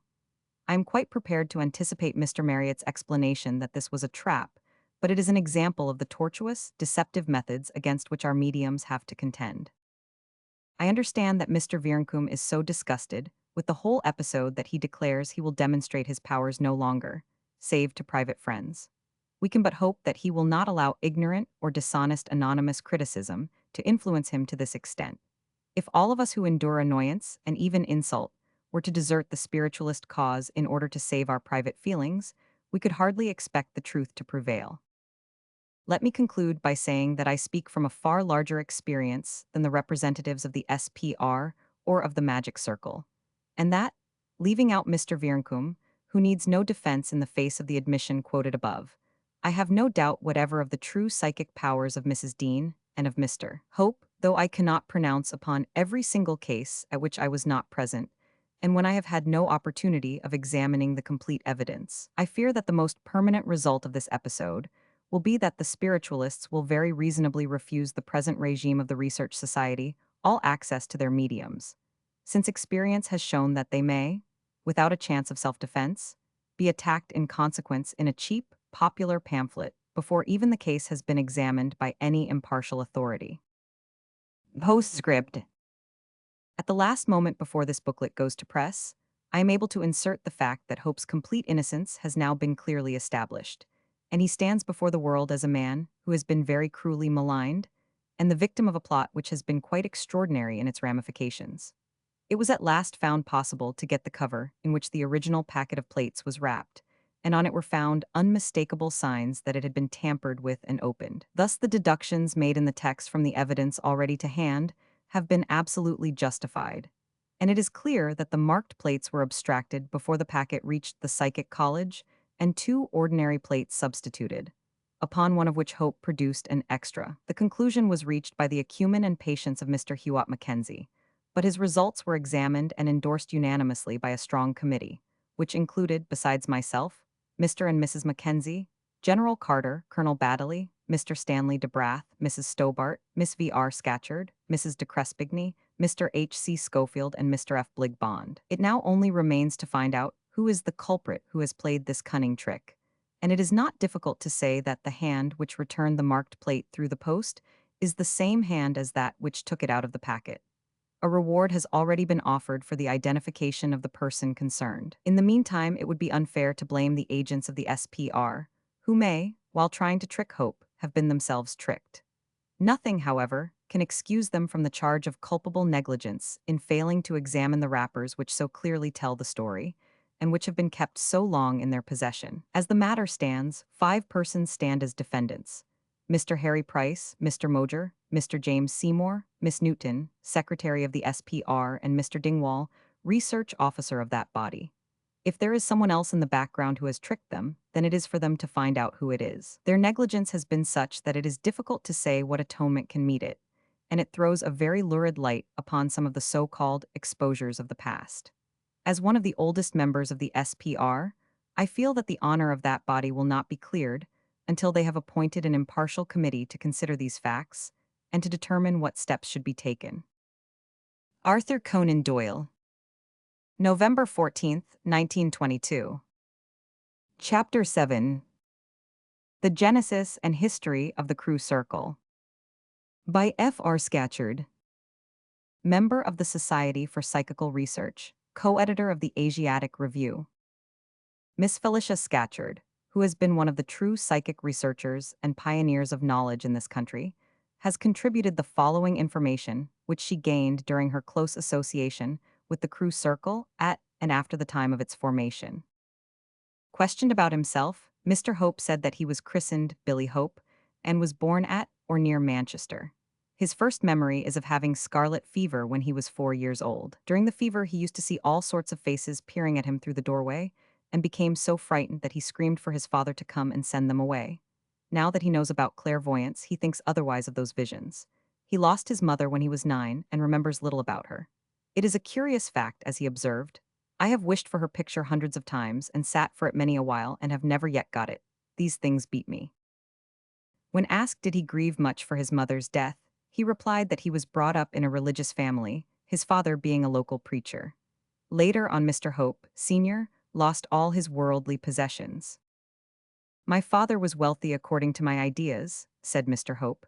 He had 2 farms but late in life lost his money. Mr. Hope was well cared for by his mother as long as he had her, and afterwards by his stepmother. She was a good woman, and I had an aunt of a religious frame of mind who also kept an eye on me. You must have been a very good little boy, I said. Oh dear no, I was much the same as the other lads. I played plenty of truant and once joined a party of 7 and ran the schoolmaster round the room. We had agreed beforehand what we would do if he began a thrashing of us. But don't put that in, Miss Scatcherd. Spirit photography first interested him when he was working at a bleach and dye works near Pendleton. Being an amateur photographer, he and a comrade agreed to photograph each other one Saturday afternoon. Mr. Hope exposed a plate on his friend and developed it when they saw a woman standing beside him. The brick wall showed through the figure, there being no background. The sitter, a Roman Catholic, was frightened and asked how the woman had got on the plate and did Mr. Hope know her. When Mr. Hope replied that he did not know the lady nor how she got there, the man said it was his sister who had been dead for many years. Neither knew anything of spiritualism, so they took it to the works on Monday and showed it to their foreman, who happened also to be an amateur photographer, and was lost in wonder over it. But there was a fellow worker, a spiritualist, who said it was a spirit photo. The foreman arranged that the experiment should be repeated with the same camera the following Saturday, when not only the identical woman appeared again but with her little dead baby. I thought this very strange, said Mr. Hope. It made me more interested in spirit photography, and I have been dabbling at it ever since. I felt sorry for my mate, he was so scared. When he saw the second result, I thought he would have pegged out, died of fright. The circle used to destroy all negatives. The members did not want anyone to know about their spirit photography, as many people did not want to do business with them, saying it was all the devil's work. Till the advent of Archdeacon Colley on the scene, not a single negative was kept. After a print was taken, the negative was destroyed. Mr. and Mrs. Buxton met Mr. Hope some 17 years ago at the Spiritualist Hall at Crewe, where Mr. Buxton was organist. After the service, Mr. Hope asked Mr. Buxton if he could find 1 or 2 friends to form a circle to sit for spirit photography. This was done, and it was arranged to use the next Wednesday evening from 8 to 9. One of the circle of 6 was a non-spiritualist, but was converted when a picture of his father and mother was obtained. A strange thing is that when all were anxiously desiring a picture, a message appeared on the first plate exposed. This message promised a picture next time and stated that it would be for the master of the house. The promise was kept several sittings later, when the picture of Mr. Buxton's mother and of Mrs. Buxton's sister came on the plate. Mr. Buxton was of the opinion that this was given to do away with the idea of thought photography. They were all thinking of a picture, and never dreamed that such a thing as a written message would be given. They have been very persevering, having sat regularly ever since, each Wednesday from 8 to 9, securing a picture on an average of 1 a month at the outset. There have been many storms before which have broken over the Crewe circle, but the cause of them has usually been the limited knowledge of the strange possibilities of psychic photography on the part of the sitters and of the public. One of the most notorious of these so-called exposures, which really were exposures of the critic's ignorance, was in 1908 and arose out of Archdeacon Colley's first sitting. He had heard that the Crewe circle were simple-looking folk, and this attracted him, so he broke his journey at Crewe and called upon Mr. and Mrs. Hope, who had just lost their eldest daughter. The Archdeacon apologized for having come at such a time, but Mr. Hope sent him on to Mr. and Mrs. Buxton, where he was shown the photos and asked to see the negatives. He was shocked when he heard that they had all been destroyed, and from that time kept all negatives he was able to get hold of. The Archdeacon brought his own camera, loaded at Stockton with his own diamond-marked plates. He kept the plates in his own possession and focused the camera, which he put up outside the house, although it was raining. Mr. Hope merely pressed the bulb, and Archdeacon Colley developed the plates with his own developer. When he held the picture to the light, he exclaimed, "My father and my sainted mother." Mr. Hope was the first to notice the likeness between Mrs. Colley and a picture he had copied about 2 years ago, and cycled with it to Mr. Spencer, of Nantwich. Mrs. Spencer declared it to be her grandmother and cried out, "Oh, if this had only come with us, how pleased we should have been." Mr. Hope then wrote to Archdeacon Colley telling him it could not be his mother, as it had been recognized at Nantwich. The Archdeacon said it was madness to think a man did not know his own mother, and advertised in the Leamington paper, asking all who remembered his mother to meet him at the rectory, when 18 persons selected the photograph from several others and testified in writing that the picture was a portrait of the late Mrs. Colley, who had never been photographed. The crew friends heard no more about the matter until the controversy in Light, February 14th, 1914, and subsequent numbers. The extraordinary ignorance, even of the spiritualistic public on these matters, was revealed by the storm of indignation that burst upon the devoted heads of the Crew Circle and their supporters. The testimony of such students and scholars as the late Mr. James W. Sharp, M.A., of Bournemouth, an eminent mathematician and expert authority on all questions of psychical research, did little to allay the outburst. In vain, it was pointed out that no fact was better vouched for than the reproduction by spirit photographers of well-known pictures and photographs, often true in every detail to the originals.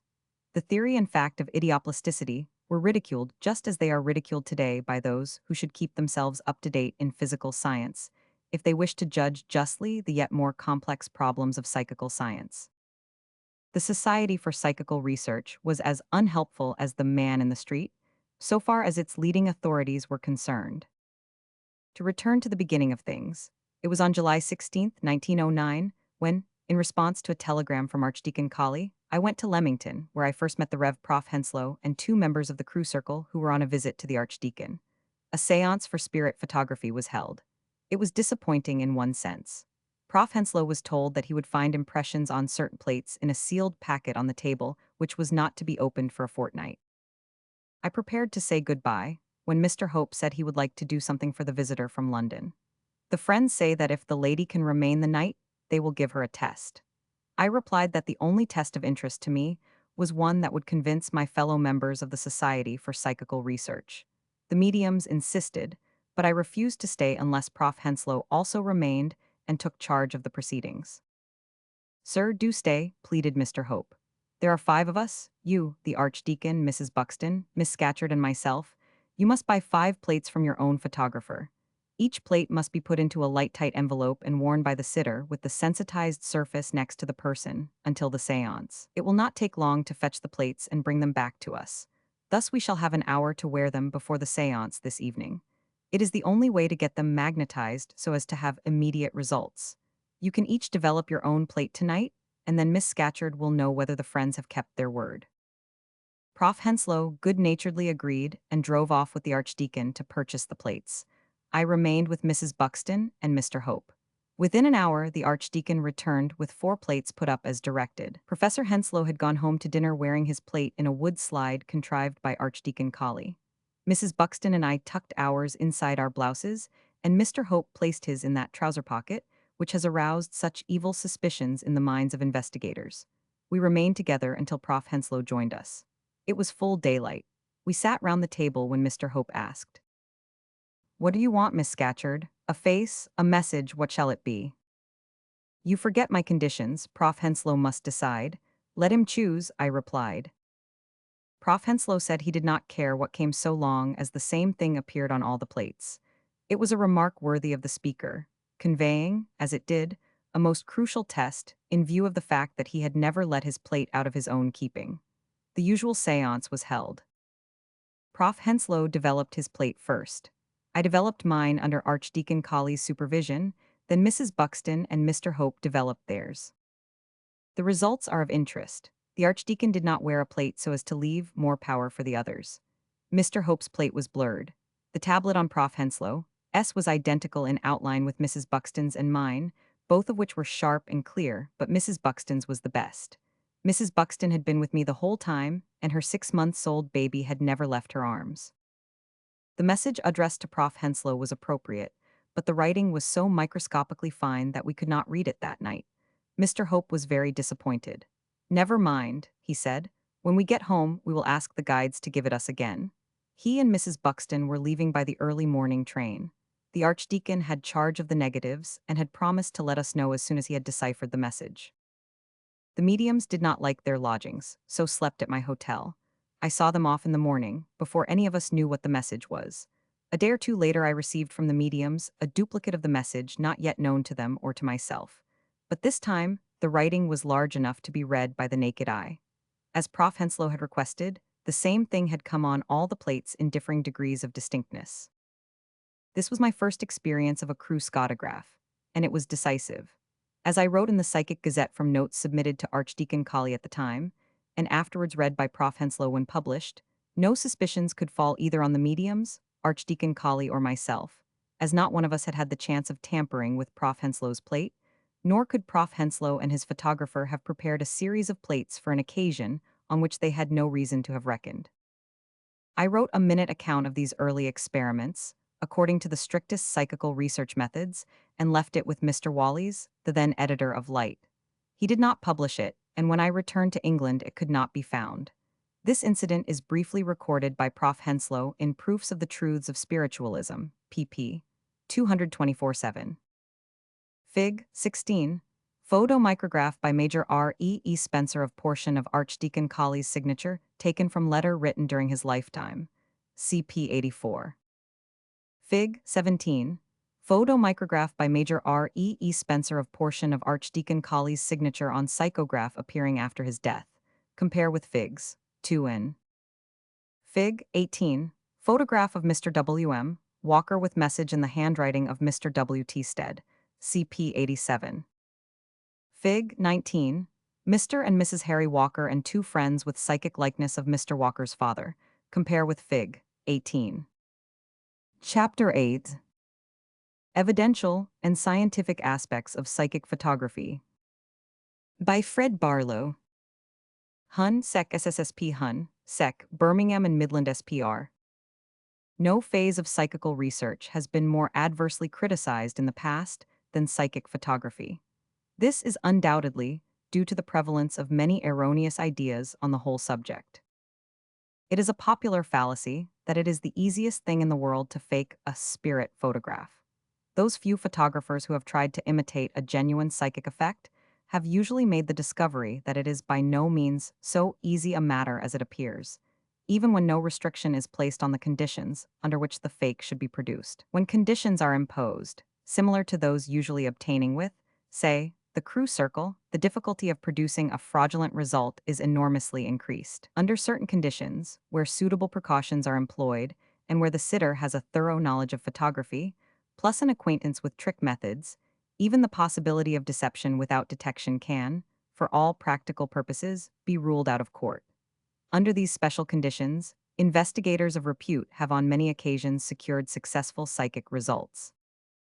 Apart altogether from any question of test conditions, however, there are certain results which, in themselves, afford definite proof of their genuine nature. I refer to those recognized psychic likenesses obtained by sitters who are quite unknown to the sensitives, and who have secured results which could not possibly have been prepared in advance. One such case would be sufficient to establish the reality of psychic photography. It is no exaggeration to say that this has actually occurred on scores of occasions, and, in consequence, the evidence for the truth of psychic photography is overwhelming. It has been said that recognized psychic likenesses exists only in the imagination of the individuals claiming them as such. It is, alas, too true that some well-meaning individuals will see a likeness where none exists. It is, however, equally true that many bigoted skeptics will refuse to acknowledge a likeness that is obvious to the unprejudiced on comparing normal and supernormal photographs. There are two sides to the question of credulity, and I have known skeptics deny the reality of a likeness where the supernormal effect has been an exact, but draped, duplicate of a normal photograph. We must remember that it may be difficult to recognize a likeness between a normal and supernormal photograph where the subject to us is unknown. Two photographs of the same individual, taken at different periods, will often vary considerably, but those acquainted with that individual can recognize the likeness of each photograph to the original without the slightest difficulty. So in a supernormal photograph, those claiming a likeness between the supernormal effect and some near relative or friend who has crossed the border are in a better position, from their knowledge of that person, to speak with authority on the question of recognition than those who never saw the original. This question of recognized likenesses is a point the critic tries to evade. The reader can judge of the value of this evidence from the few illustrations in this booklet, which are typical of hundreds of similar results. The mental attitude of some intelligent people to psychic photography is distinctly curious. They have got the idea fixed into their heads that these photographs must be one of two things: fakes or spirits.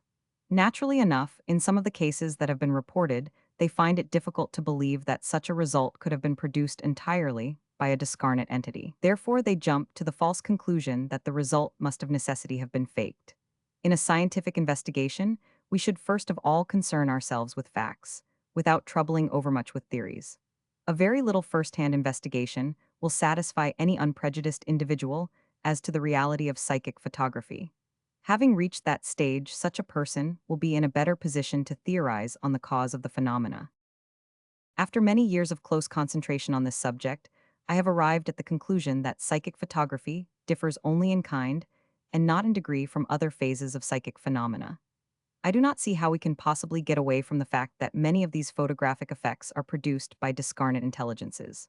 Whilst firmly believing this, I should never be so dogmatic as to claim that all supernormal pictures have been produced by discarnate spirits. Spirit, whether discarnate or incarnate, to manifest to our material senses must make use of matter. There must be a medium. A medium, or sensitive, is just as essential for psychic photography as for, say, automatic writing. As investigators are aware, in automatic script it frequently happens that along with communications from the other side come writings derived from the subconsciousness of the automatist, and such, I am convinced, is often the case in psychic photography. The subconscious is used to cover a multitude of theories. Certainly, it is not an unfeasible explanation in some instances. Let me cite one case which is typical of many.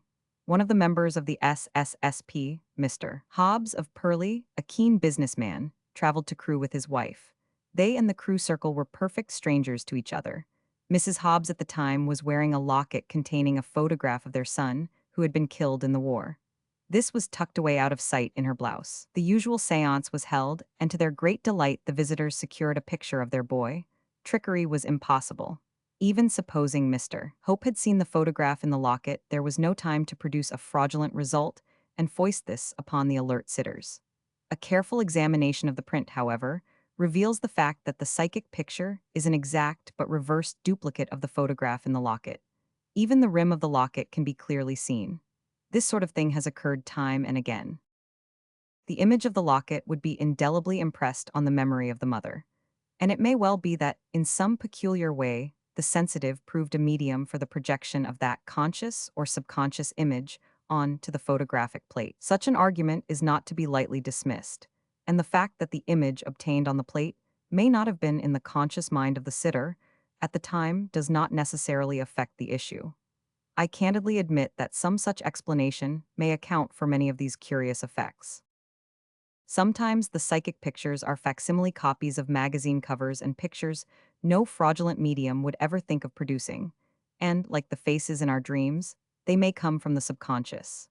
At the same time, attempts to produce definite conscious thought pictures, with the cooperation of a photographic medium, have almost always proved abortive in our experiments in this country. Some of the continental members of the SSSP, however, have concentrated on this line of research and have succeeded in obtaining thought graphs which, more or less, resemble the object on which the thoughts of the subject have been intensely concentrated. These experiments, and in particular, recent photographic experiments in connection with subjects under hypnosis, are yielding encouraging results. We must be careful not to overdo the subconscious. It is no self-contained unit, but rather an instrument used in the production of these phenomena. In consequence, it frequently happens that, along with communications from the other side, comes matter derived from the subconsciousness of the sensitive and even from that of the sitter. An investigator obsessed with the idea of fraud will often effectively negative all phenomena by his unconscious action on the mentality of the medium. In these investigations, we must use that uncommon faculty of common sense.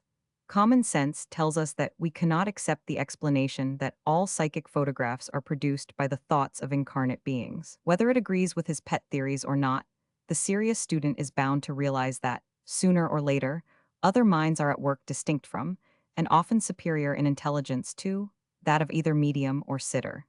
These intelligences claim to be the spirits of the so-called dead. they substantiate their claims by giving practical proof that they are whom they purport to be. For example, what better proof of survival could be given by a deceased person than that of a message in his own handwriting, referring to events that happened after his death? Such messages are by no means an infrequent occurrence. There can be no doubt about the genuineness of the handwriting. Major R.E.E. Spencer has gone to an immense amount of time and trouble in making photomicrographs of normal and supernormal writings for the purpose of comparison. Illustrations are given of two of these photomicrographs. Figure 16 shows a portion of the signature of Archdeacon Colley taken from a letter written by him before death, whilst Figure 17 shows a corresponding portion reproduced from a photographic message received after his death. This message referred to events subsequent to his decease. Occasionally, in these psychographs, as these written photographic messages are termed, the mentality of the medium or sitters will get in the way, with very curious results. Throughout all these phenomena, however, there is every indication that other influences are at work. Whoever, whatever these intelligences behind the scenes may be, in no uncertain voice they claim to be discarnate souls.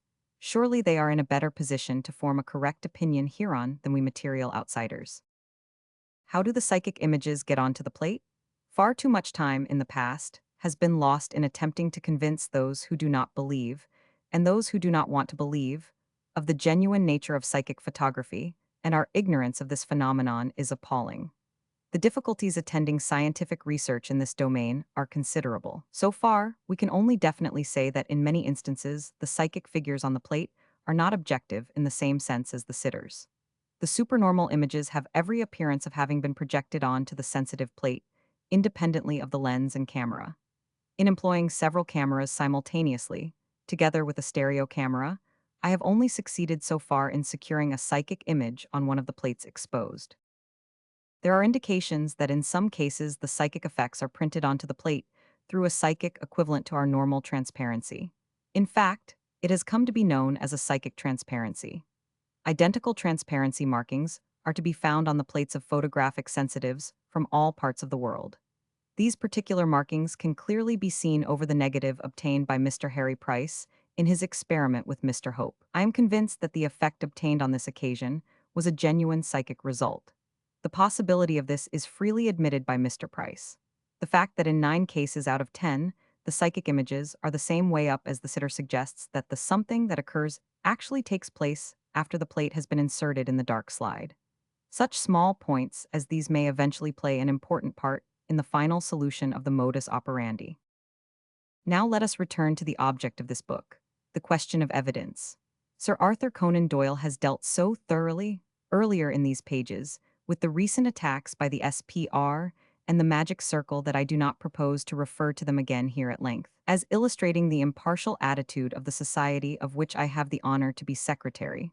However, I would like to say that almost immediately on the publication of these critical reports, the matter was discussed by the members of this society, and it was arranged to subject the whole of the evidence to a thorough investigation.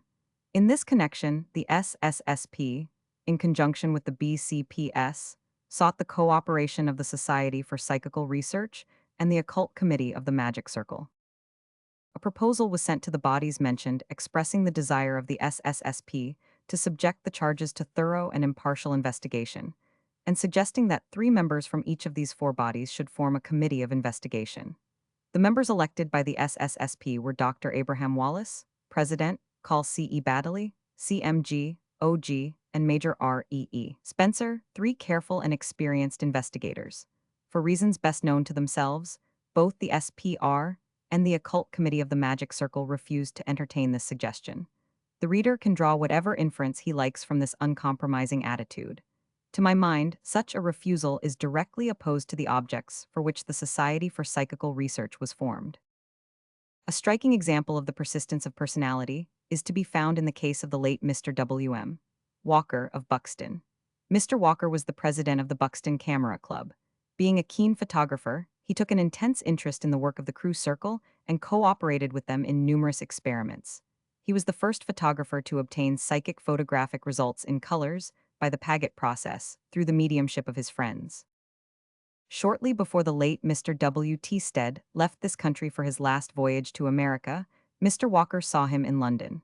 Mr. Stead was very interested in the results obtained at Crewe and strongly urged his friend to keep him posted as to future developments. A little while later, Mr. Stead was drowned on the ill-fated Titanic. On May 6, 1912, Mr. Walker, in experimenting at Crewe, was surprised and pleased to receive on his plates a message from his friend, which read, "Dear Mr. Walker, I will try to keep you posted. W.T. Stead." Two plates had been exposed. Both contained the same message, but in one case the writing was reversed and appeared as mirror writing, as it is called. This result is shown by figure 18. The writing does not reproduce very clearly, but experts have declared that, beyond all doubt, it is identical with the handwriting of the late W.T. Stead. Mr. W.M. Walker followed Mr. Stead into the great beyond a few years later. Since his death, his relatives and friends have received innumerable tokens of his activities on the other side, in connection with the subject in which he was so interested whilst in the body. The illustration shown by figure 19 represents a normal photograph of Mr. H. Walker and his wife, son, and daughter-in-law, and two friends, with a clearly defined supernormal likeness of the late Mr. W.M. Walker. This was taken under satisfactory test conditions on February 19, 1916. As illustrating the interest Mr. Walker still takes in the Crewe circle, attention is directed to the psychograph shown by figure 20. This was secured late on Friday evening, July 28, 1922, and reads, my own punctuation. Dear friends of the circle, I would not spend a moment with the Psychical Research SCTY, because they are nothing more nor less than fraud hunters, and I want you to come to Buxton for a sitting with Mrs. Walker, 3, Palace RD.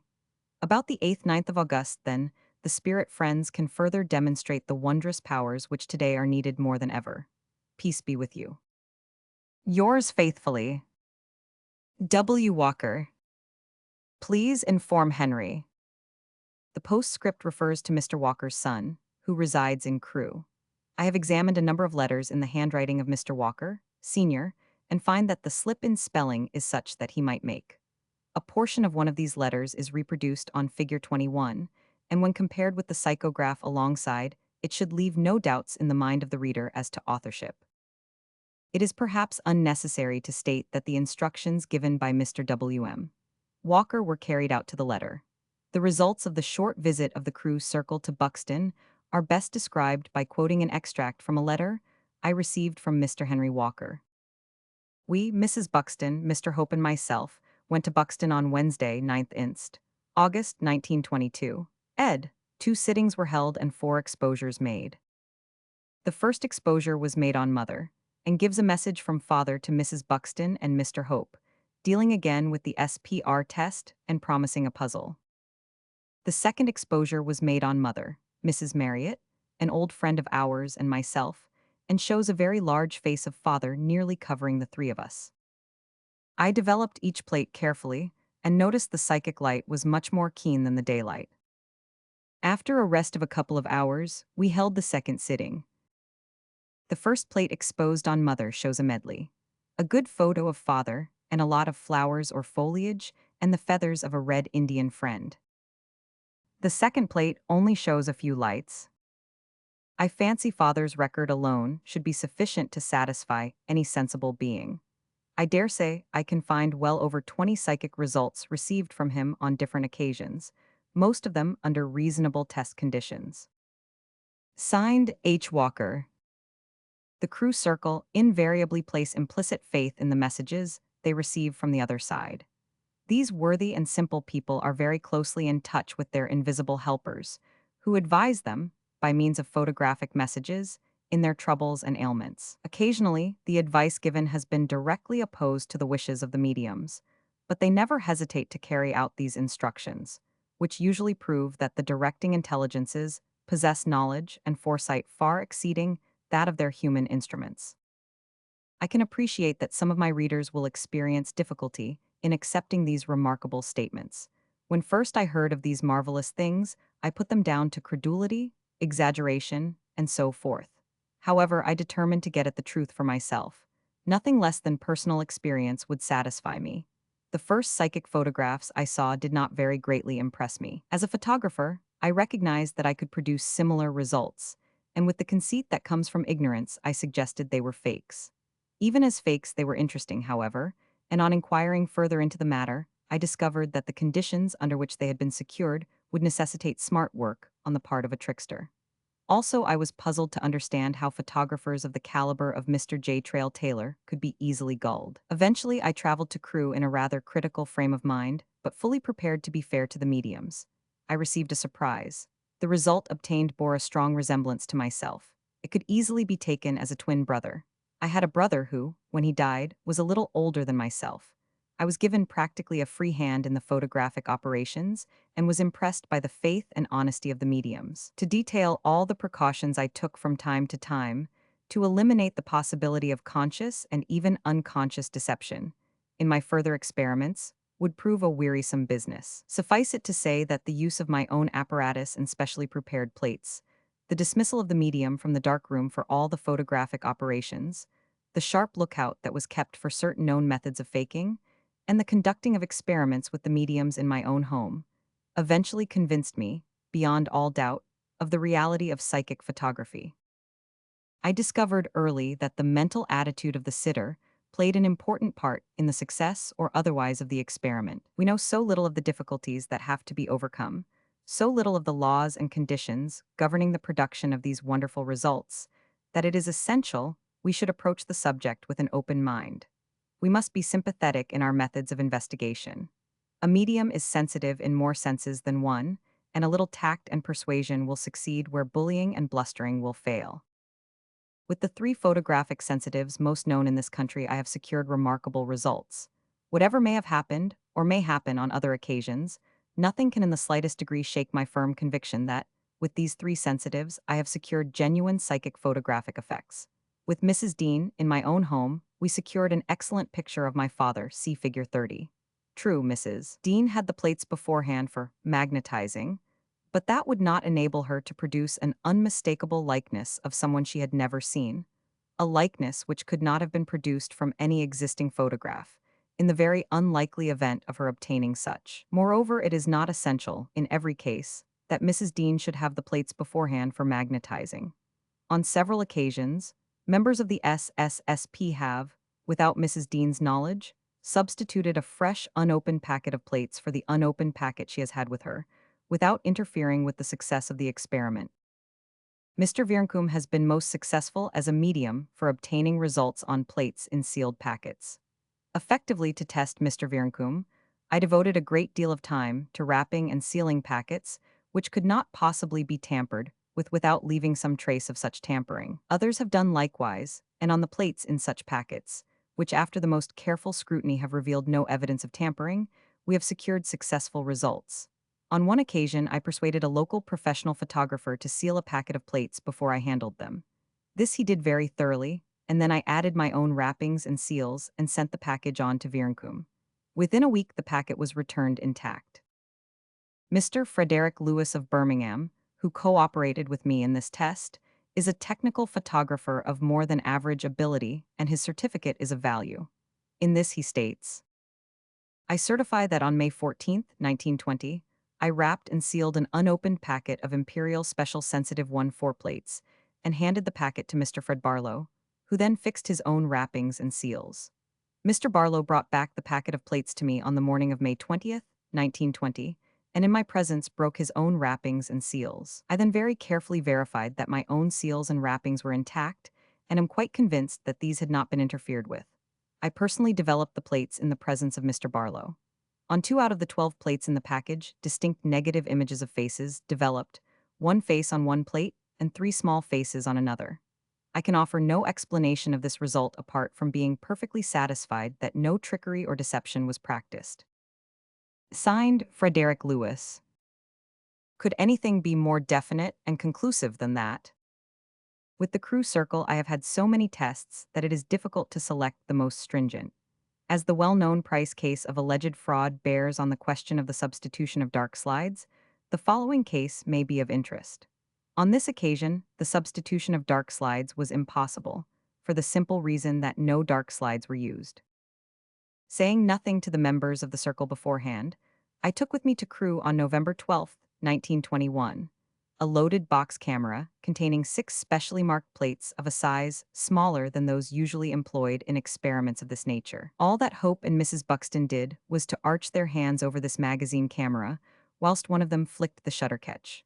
Photographic readers will realize that it is impossible to tamper with the plates in a box camera, in daylight, without spoiling the lot. To enable the power to flow from Mr. Hope onto the plates, the controlling intelligence stipulated that Mr. Hope should be allowed to take hold of my right wrist as I dropped each plate into the developer. Psychic effects were secured on 2 out of the 6 plates under conditions which, I am convinced, rendered deception impossible.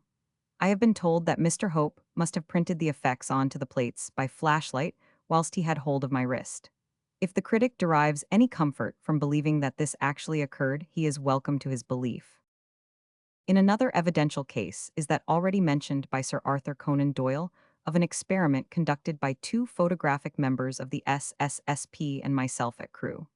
In this case, the camera and slides employed were brand new and were not examined by the sensitives until after the sitting.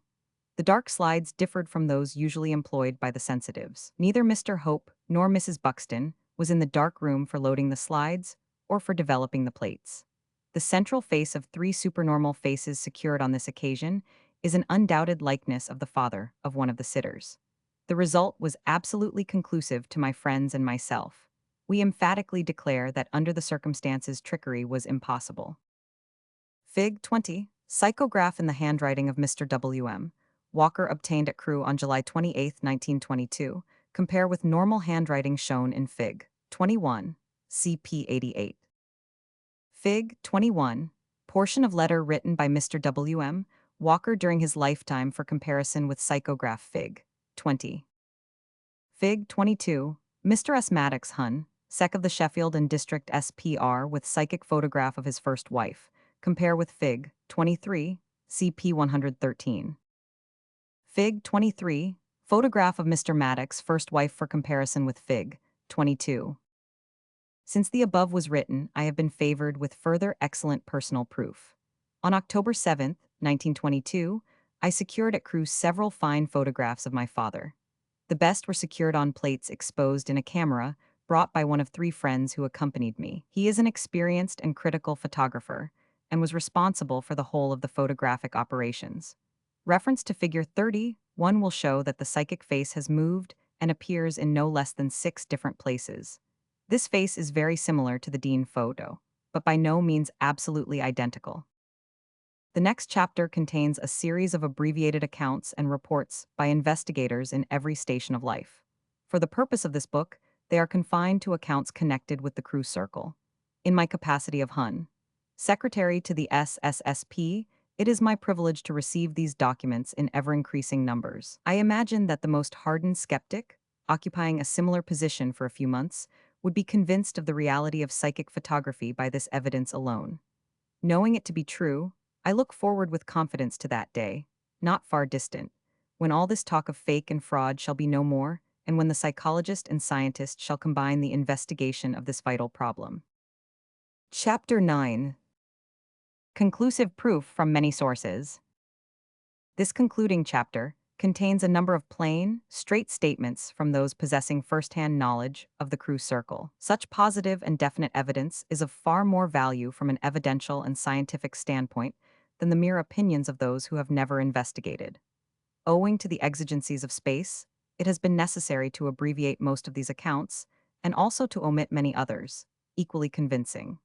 For evidential reasons, each report or contribution contains the full name and address of the communicator. The evidence of George H. Letham, Esquire, Justice of the Peace for the County of the City of Glasgow.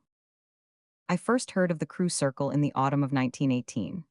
At that time, I was editor of the Daily Record, Glasgow, and had made the acquaintance of Mr. Peter Galloway, president of the Glasgow Association of Spiritualists, through an article on spiritualism which he contributed to that paper. Mr. Galloway told me that the Crewe Circle were coming to Glasgow, and he invited me to attend their first sitting. This I agreed to do. I bought a packet of quarter plates at a city shop, took note of the wrapper markings, and kept the packet safe, with the cover unbroken. My wife accompanied me to the sitting. which was held in a large, well-lighted attic room some distance from the house, where the members of the circle were lodging. I saw them arrive, saw them unpack their photographic outfit, and saw them borrow a dark cloth, which I examined for use as a background. Obtaining permission, I examined the camera, the slide, the lens, the bellows for pinholes, and all the accessories, without finding anything suspicious. I treated the sitting as a test and took every step, so far as I knew, to provide against conscious or unconscious deception.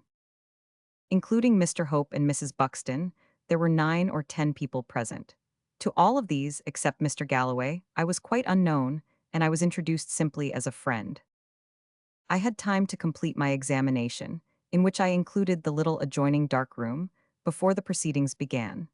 All present then sat round a table, on which my packet of plates was laid within my reach and in my sight. There were hymns and a prayer, then the packet was lifted and held for a few seconds between Mr. Hope's hands, with the hands of all the others, my own included, above and below. The packet, which was never out of my sight, was then returned to me, and I satisfied myself by the markings that it was mine, that the wrapper was intact, and that therefore there could have been no tampering with the plates. Putting the unopened packet in my pocket, I followed Mr. Hope into the dark room, taking with me the slide from the camera. In the dark room, Mr. Hope stood in the far corner, and I stood close by the door, leaving a clear space between us. Mr. Hope said, in explanation of this arrangement, that he did not want to touch the plates but only to see that I handled them properly. Taking the packet from my pocket, I broke the cover, extracted 2 plates and put the packet back in my pocket. Keeping the plates within Mr. Hope's view but quite out of his reach, I wrote my name on each of them and put them into the slide, which I carried out of the room before handing it to Mr. Hope. Up to this point, Mr. Hope had quite certainly not touched the plates. Having seen the slide placed in the camera, I sat down beside my wife, facing the lens. The camera had been previously focused, and an exposure was made. Mr. Hope standing on the right and Mrs. Buxton on the left in joining hands, Mr. Hope's left, Mrs. Buxton's right above the camera. In this attitude, Mr. Hope pressed the pneumatic bulb with his right hand and so made the exposure, which was longer than for an ordinary photograph. Then the slide was turned and a second exposure was made on other 2 members of the party. When the second exposure was completed, Mr. Hope took the slide out of the camera, carried it into the dark room, and emptied the plates into my hands in front of the red glass window.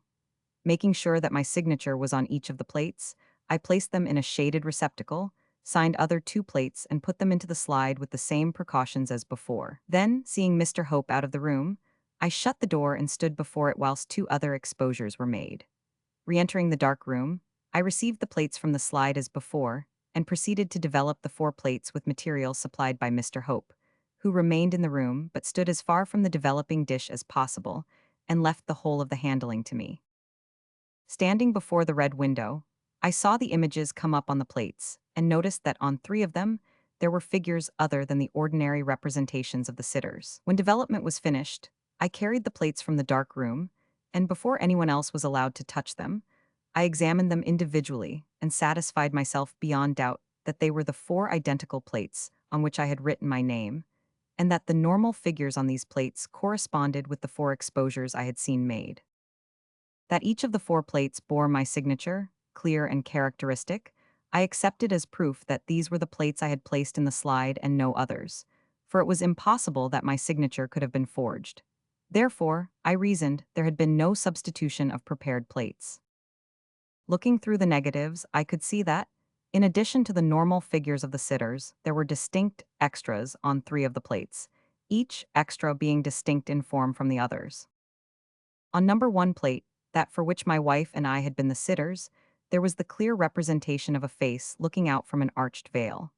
This extra was superimposed on the image of the sitters and partially obscured them, as if the something it represented had come between them and the lens. As soon as the plate was dry, a rough print was obtained by placing a sheet of printing paper over the negative and holding it up to the window, through which the sun was shining. That rough print showed the normal figures and the extra, as they were afterwards printed by Mr. Hope. 5 possibilities are, therefore, ruled out in seeking to account for this particular extra. As soon as the rough proof of plate number 1 was obtained, the face of the extra was recognized by my wife and myself as an unmistakable likeness of our elder son, who had been killed in the war, and this recognition was corroborated fully and completely later on by other members of the family, and is therefore beyond dispute. In considering this likeness and its recognition, I take note of certain facts, namely, 1. That Mr. Hope did not know me and did not know my son, or even that I had a son. 2. That neither Mr. Hope nor anyone in the room, save my wife and myself, had ever seen my son, and that it is unlikely that any one of them had seen his photographs. And 3. That although the likeness is unmistakable, the image of the face is not a reproduction of any normal photograph. In view of these facts, it seemed to me then, and seems to me still, that it was quite impossible that Mr. Hope could have consciously produced that likeness either by skill or trick or both. I was afterwards present at several of Mr. Hope's sittings, and was allowed on at least 2 other occasions to accompany him into the dark room and to watch the whole of his procedure. I kept a keen lookout for tricks, with many of which I was acquainted, but I saw none. Also, I have discussed the details many times with photographic experts, and I have read the accusations brought against Mr. Hope, and I am quite satisfied that, whatever may have happened on other occasions, none of the suggestions of trickery put forward can account for the extras I have described, and particularly for that in which I am most directly interested. Signed, George H. Letham. Hazeldene, Harehills Lane, Leeds. The evidence of W. G. Mitchell, Esquire of Darlington. Mr. Mitchell is a vice president of the SSSP and president of the Darlington Photographic Society. He is a photographer and investigator of considerable experience. I first came in touch with Mr. Hope and Mrs. Buxton at Crewe. My second meeting with these good people was at Middlesbrough, where they were spending a holiday.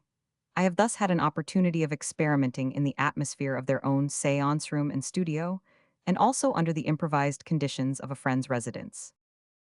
The subject of supernormal photography was not entirely new to me. I had met Mr. Edward Willey, the spirit photographer, when in Ireland, and watched his operations almost daily during his fortnight's sojourn in that country. I subjected him to the most stringent and ingenious tests that I could devise. As founder and president of a photographic society, I was fully alive to all the possibilities of faking, but was quite satisfied that I had removed from Mr. Willey any opportunity to indulge in photographic legerdemain. With all my caution, results persisted. All the ordinary laws of photography, as far as I understood them, were upset and violated.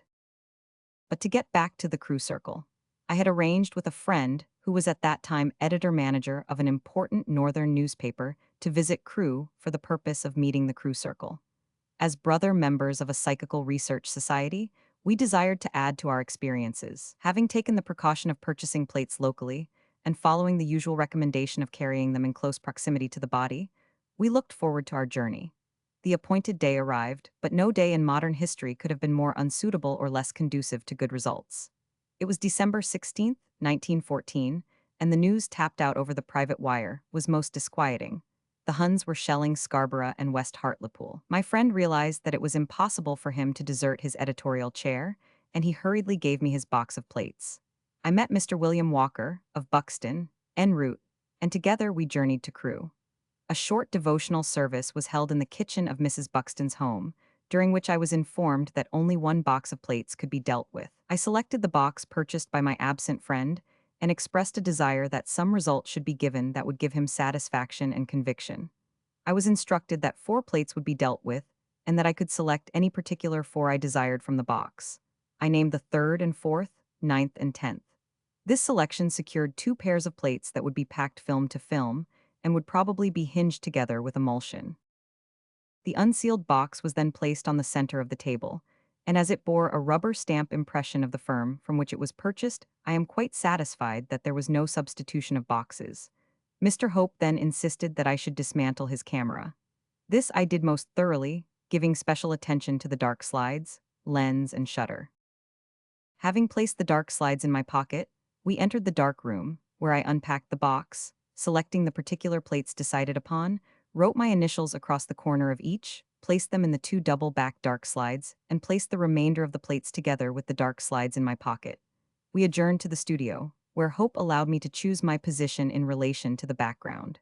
Mr. Walker sat in the chair. I focused the portrait on the focusing screen of the camera, placed the dark slide in position, and left all ready for making the exposure. I then went and took a seat beside Mr. Walker. Mr. Hope manipulated the lens cap with one hand and with his other clasped Mrs. Buxton's, thus forming an arc over the bellows of the camera. After the first plate was exposed, I went to the camera, closed the dark slide and reversed it, then sat for the second exposure.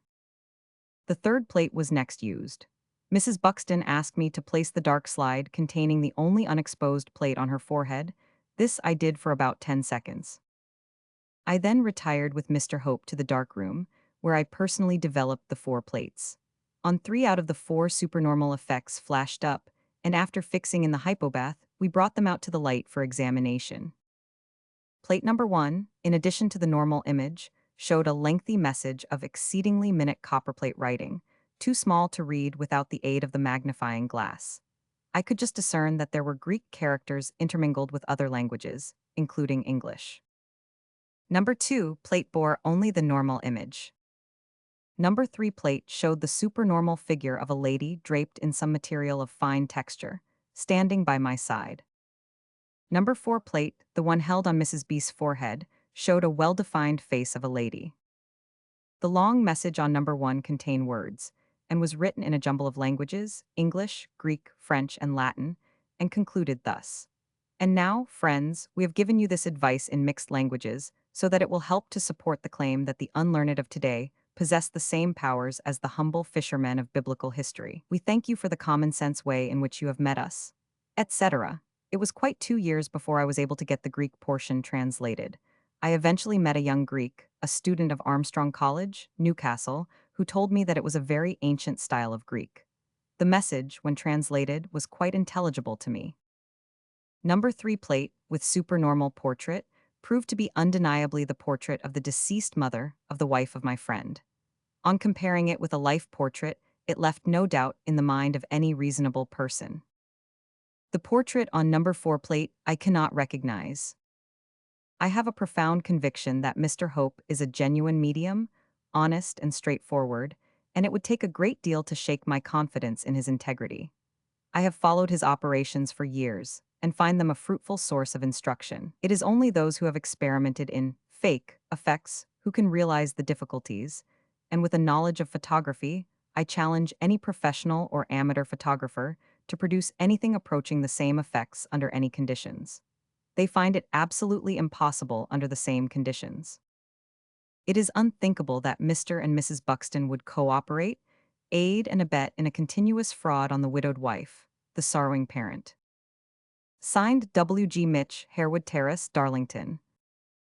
An account by J. Williams, Esquire, photographic specialist of the Portland studio. It is with the greatest pleasure that I add my testimony to the truthfulness and absolute sincerity of Mr. Hope and Mrs. Buxton. They have been known to me for several years. Altogether, no less than 6 times I have had sittings with them. In every case, they have allowed me every facility to eliminate any possible fraud, which as a photographer of nearly 50 years' experience, I was eager to discover. One experience with the crew circle was this. At one sitting I was asked what plate I would choose from a packet of 12 plates. It was decided on the 4th from the top of the packet. The camera was not used. Mr. Hope and I entered the dark room, and only myself touched the plates during development. On the 4th plate was a message from the late Archdeacon Colley. This negative I have by me, and anyone wishing to see same can do so with pleasure. No one could wish for a better test than this. No one but myself touched the plates at any time during the sitting. The plates I brought with me, tied with special knots to prevent any opening of the packet or substituting of another packet. Signed J.N.O. Williams. Portland Studio, Rill. The testimony of Joseph Higginbottom, Esquire, Vice President of the Sheffield and District Society for Psychical Research. An account of a surprise visit in which the sitter secured a likeness of his mother, of whom no normal photograph is in existence. I am pleased to have this opportunity of adding my testimony to the honesty of Mr. W.M. Hope of the Crew Circle. Herewith I enclose a psychic photograph of my mother. It has been freely recognized by those who knew her. Such is my confidence in Mr. Hope that I cannot allow myself to imagine for a moment that with his extraordinary gift, in conjunction with Mrs. Buxton, he would allow himself to be led astray or deviate from the path of rectitude under any circumstances. Signed J. Higginbottom. Lee's House, Norton Lees, Sheffield. Proof from Mrs. E. Pickup, of 40 Waterloo Road, Burnley, Lancs. a strongly evidential case which describes how the sitter visited the crew's circle as an absolute stranger and without even an appointment, and secured a striking likeness of her deceased husband. See Figs. 28, an extract from an original letter to Mr. Hope. No words of mine can express my gratitude to you since receiving the photos this morning. The extra one is my dear husband, and just as I prayed he might come, an exact copy of the one I had at home and the one I liked best. Every detail is so clear and correct, even to the dimple in the chin. What could be more convincing when I came to you an absolute stranger and without even an appointment? That visit will remain imprinted on my memory as one of the brightest days in my life. I am sure after such evidence as this and the way in which you carried out your work, I need never suffer the pangs of loneliness again, because I believe that God has taken him to a higher sphere. He will still guide me and watch over me so long as I do my part by keeping in touch with God and his divine laws. I don't know that I could ask for anything more. My cup is full and overflowing. I trust that others who come to you may get as good results, that they, too, may know the joy and happiness it brings. Signed E-Pickup. From Mrs. Risker, late of Darlaston. An excellent case in which the sitter secured an undoubted likeness of her husband. A number of questions were submitted to Mrs. Risker, and her replies are given hereunder. I have great pleasure in answering the questions you ask. Question number 1. If there is the slightest doubt concerning extra. None whatever. Question number 2. Whether Mr. Hope or anyone connected with the crew circle knew Mr. Risker before his death, or had seen any photograph of him prior to visiting crew for the sitting. No, the first time I ever knew of Mr. Hope or the crew circle was through an article written by Miss Stead in Nash's magazine during the latter part of 1916, after my husband's death, which occurred August 15, 1916. Question number 3. In what manner did I get into touch with Crew Circle? The article which Miss Stead wrote appealed to me, and knowing Miss Stead, by repute, to be a straightforward woman, the thought came, here apparently is a tangible proof of the afterlife. Thereupon I did not rest until I found out the address. Some weeks later, a lady from Runcorn who knew nothing of me gave me the address of Mr. Hope. Since above I have paid 6 visits and have had 9 results, 7 extras and 2 scotographs. Upon 5 visits I have taken my own plates from Darlaston. Signed M.C. Risker. Late of Bilston Street, Darlaston.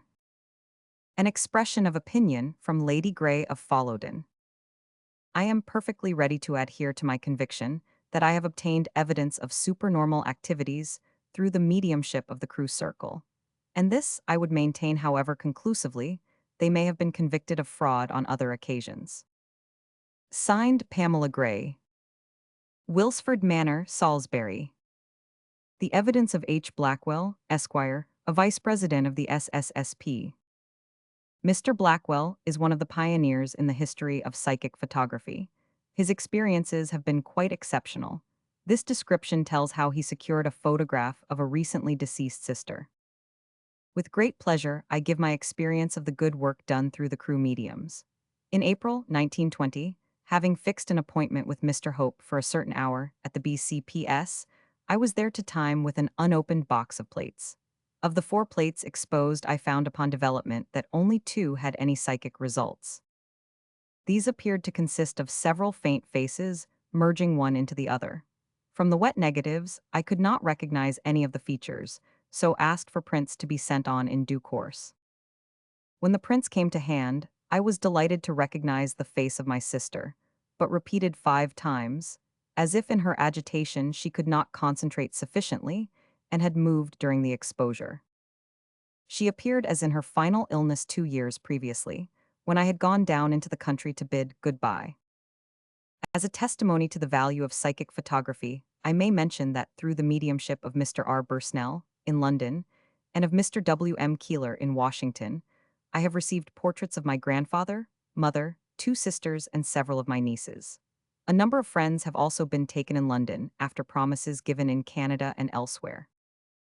About 12 years ago, thanks to a personal friend who then possessed wonderful materializing power, I was enabled to obtain, using 4 cameras simultaneously, excellent photographs of my father, mother, niece, and several friends. They manifested for the express purpose of being taken, and in each instance the medium shows by the side of the spirit visitor. The experiments were conducted in my house and in presence of witnesses. Signed H. Blackwey, Brownswood Road, Finsbury Park, N4. The testimony of W. C. Pugh, Esquire of Middlesbrough.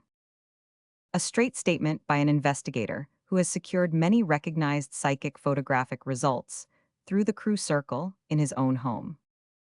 It is a number of years since I first sat with the Crew Circle, and I have sat with them quite a dozen times since, and on each occasion I have received convincing proof of the genuineness of their phenomena. I have beside me quite a collection of photographs taken by them, and each photo has a message of its own. Some contain extras of friends who have passed on, and others contain messages from interested friends beyond the grave. The extras on practically all my photos have been recognized by relatives and friends. I enclose copy of one of these with two extras, which have been readily recognized by all my friends as my father and mother, both of whom had passed on before I met the Crew Circle. I also enclose copies of original photos for comparison. My opportunities for testing the genuineness of the Crew Circle's work have been unique because they have taken over 100 photos in my house in Middlesbrough. When they have spent a few days here, they have lived with us. My wife and I made all the arrangements for their visit and entertained them during their stay. Applications for sittings were made to us, and we fixed them up. In the vast majority of cases, the Crew Circle had never seen the sitters till they arrived at their appointed times. In many cases, they never saw them again. Yet their success has been phenomenal. Many have received photos with extras which they recognized at sight. Others have taken them home and had them recognized by friends or other members of their families. The circle brought no plates with them. Each sitter provided his or her own. My sitting room was the studio. My bathroom was the developing room.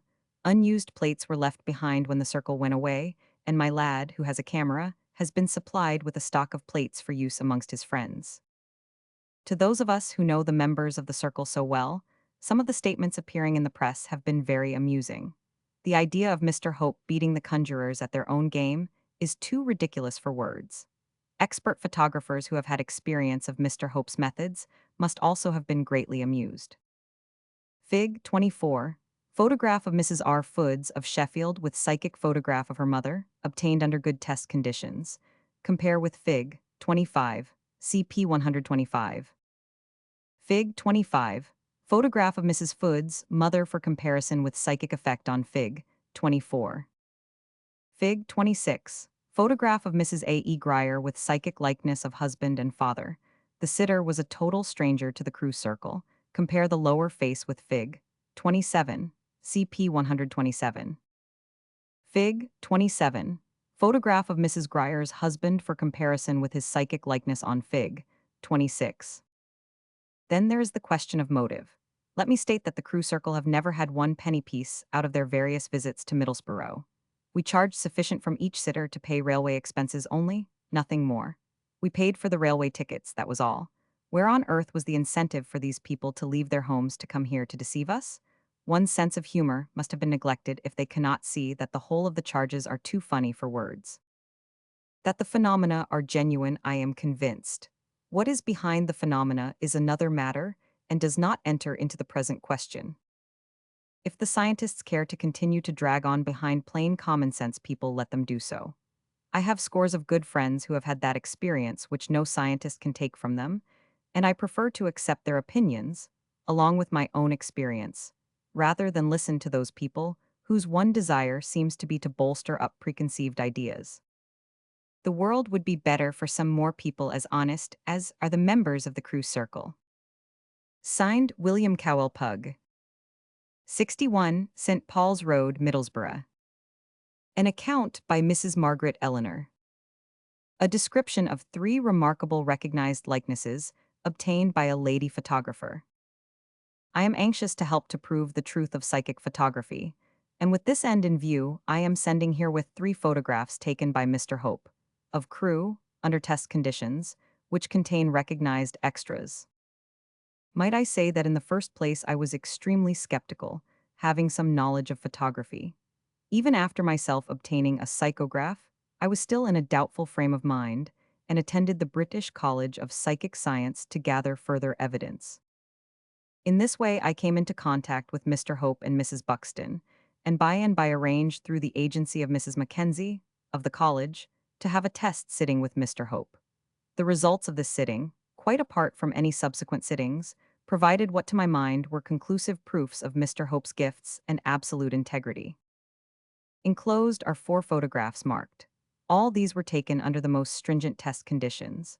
I took with me some plates which had previously been marked secretly by a second party, a skeptic. These plates were then put into the slide by Mr. Hope in my presence. The slide was never for a moment out of my observation, and I subsequently followed every manipulation. In the case of the photographs, 1 and 2, the extra is of my father. An old original photograph of my father is enclosed. It will be observed that the extras give a view from a different angle to the original in each case. My father was unknown to Mr. Hope. There were no photographs of my father available to Mr. Hope. My father passed over when I was 9 years of age. In photograph 3, the extra is of my father-in-law, an original of whom is enclosed. My husband's father has been passed over 7 years, and no photograph of him could be available to Mr. Hope. Photograph 4 was taken at another sitting at my home. It is especially interesting inasmuch as the extra thereon was unrecognized at the time. After a lapse of time, through incidents I need not explain, I obtained a clue to the identity of the extra. Finally, I was able to ascertain that the extra was one of my girlhood's friends who has now been passed on many years. I was able to secure an old original photograph, which is enclosed. Having been a skeptic myself, I can sympathize with those who find it difficult to credit these puzzling phenomena. At the same time, I suggest that Mr. Hope is entitled to the sympathetic treatment and fair dealing that should be accorded to anyone who brings forward evidence in support of the superphysical. Signed, Margaret Eleanor. 77 Atlantic Road, Brixton, SW9. From Samuel Maddox, Esquire, Hun, Secretary of the Sheffield and District Society for Psychical Research. The psychic effect secured by Mr. Maddox on the occasion of the 3rd sitting described hereunder is shown by Fig. 22. A normal photograph of the late Mrs. Maddox is given for comparison. I am absolutely convinced that Mr. Hope and Mrs. Buxton are transparently honest and honorable, most reverent in their circle meetings, and their only desire is to give comfort and consolation to those who have lost a loved one. To impute fraud or trickery to them wounded me to the quick. After several months, waiting, I obtained 3 sittings, with 3 extras as follows. First sitting, to my great surprise the extra was not my first wife but the following message. Kind friends, we are glad to meet you, and for the benefit of your friend of the Psychic Research Society we are giving this message, so that he may understand that, given the right conditions, these works can be done, and we ask you for our dear medium's sake to speak of it as you find it. God bless you. Second sitting. This extra was quite unknown to me, but on reaching home, Sheffield, my second wife, clairvoyant, exclaimed, "Why, that's the same face I've seen in our bedroom nearly every night." Third sitting. The extra was my first wife at last. I recognized it instantly, also relatives and friends, as a very good picture of what she looked like at the end of 20 months' agony from cancer. All her teeth were extracted during her illness on the advice of a London physician, and that accounts for the sunken appearance of the mouth. See Figure 22. The normal photo was taken several years previously. See Figure 23. Signed, Samuel Maddox. Sept. Royal Blind School, Broomhill, Sheffield. The testimony of Jas. P. Skelton, Esquire of Belfast. The account tells how Mr. Skelton obtained a photograph of his mother, and how later, with 2 friends, he was present when the famous message from the late Dr. W. J. Crawford was obtained on a photographic plate of their own, under strict test conditions. See Figs. 3n. I have known Mr. Hope for 4 or 5 years now, and have sat with him about a dozen times, as well as being closely associated during his and Mrs. Buxton's 2 visits to Belfast. On January 4, 1922, my mother passed to the higher life. I was summoned to Blackburn on Saturday, January 28, 1922, and as I could not return to Belfast sooner than the Monday night, I decided to make a visit to Crewe with the hope that I might get her photograph. I wrote to Mr. Hope and made an appointment for the Monday morning, January 30, 1922, and received his reply agreeing. On the night before I crossed to England, we held a brief circle at home, and by means of a small table, my mother manifested. I told her of my intention of going to Crewe and the time that I would be sitting, and she signified that she would do her best to get through. I arrived in Crewe on the day arranged about 10 a.m. and found that Mrs. Buxton was ill in bed and could not sit. Naturally, I was much disappointed. Mr. Hope, noticing it, said, "Never mind, we will sit without her and do the best we can." Mrs. Buxton's daughter sat in her place. Mr. Hope and myself completed the circle. The usual methods were adopted. The packet of plates which I bought in Crewe about 5 minutes before I reach Market Street were lying on the table during the course of the sitting in full view of all. Mr. Hope and I then proceeded to the dark room, where I initialed the second two plates in the packet and loaded the slide with them. Never once did Mr. Hope touch them. Miss Buxton and Mr. Hope arranged the camera, etc., after which I handed Mr. Hope the slide. He exposed the two plates and I afterwards developed them myself. On the first was the face of my mother, just as she appeared a few days prior to her death. The plate was hurriedly dried and a print was made for me to take with me. Both Mr. Hope and Mrs. Buxton, who knew her, recognized it at once. Everyone at home who knew her recognized it immediately, one gentleman saying, "I don't know anything about spiritualism, but if you want an independent testimony, I am prepared to go on any platform and testify to this being your mother's photograph." To me, the remarkable thing was that it was secured exactly 26 days after her death. To say Mr. Hope tricked, substituted plates, or in any way defrauded is puerile. On a previous occasion, I secured a photograph of an old friend of our family who died when I was a boy. It was not recognized for a week after getting it, and then only by chance. I compared an original photograph of her, and it proved the identity up to the hilt. My most recent experience was the securing of the now famous Crawford message signed by himself. Mr. J. W. Gilmer, Mr. S. G. Donaldson, and myself, all of Belfast, were traveling to the conferences of the SNU, Limited, in London, and we decided to break our journey at Crewe. Mr. Gilmer bought a packet of ordinary imperial quarter plates from Mr. John Bell of Garfield Street, Belfast, on Thursday, June 29, 1922, telling Mr. Bell the purpose for which they were required. Mr. Bell parceled it up and sealed with wax. We crossed to Liverpool same night. Mrs. Crawford also crossed over with us and we traveled together to Crewe. Mrs. Crawford went on to London and we went to see Mr. Hope. Arriving there about 10:30 a.m., the usual sitting was arranged. Mr. Gilmer produced the sealed packet, and we all saw the seal was unbroken. It was then broken, and the packet was seen to be intact as it came from Mr. Bell's shop. The unopened packet was held between the hands of all present. Mr. Donaldson then took the packet and proceeded with Mr. Hope to load the slides in the dark room. Mr. Donaldson alone handled the plates from beginning to end. We were all photographed together at first and then separately. The first plate exposed shows a message from Dr. Crawford. With Mr. Gilmer as a sitter, there appears an as yet unknown face.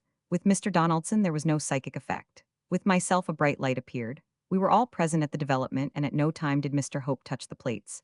Mr. Donaldson did all the work under our careful scrutiny. The result was a surprise to us all. See figures 2 and.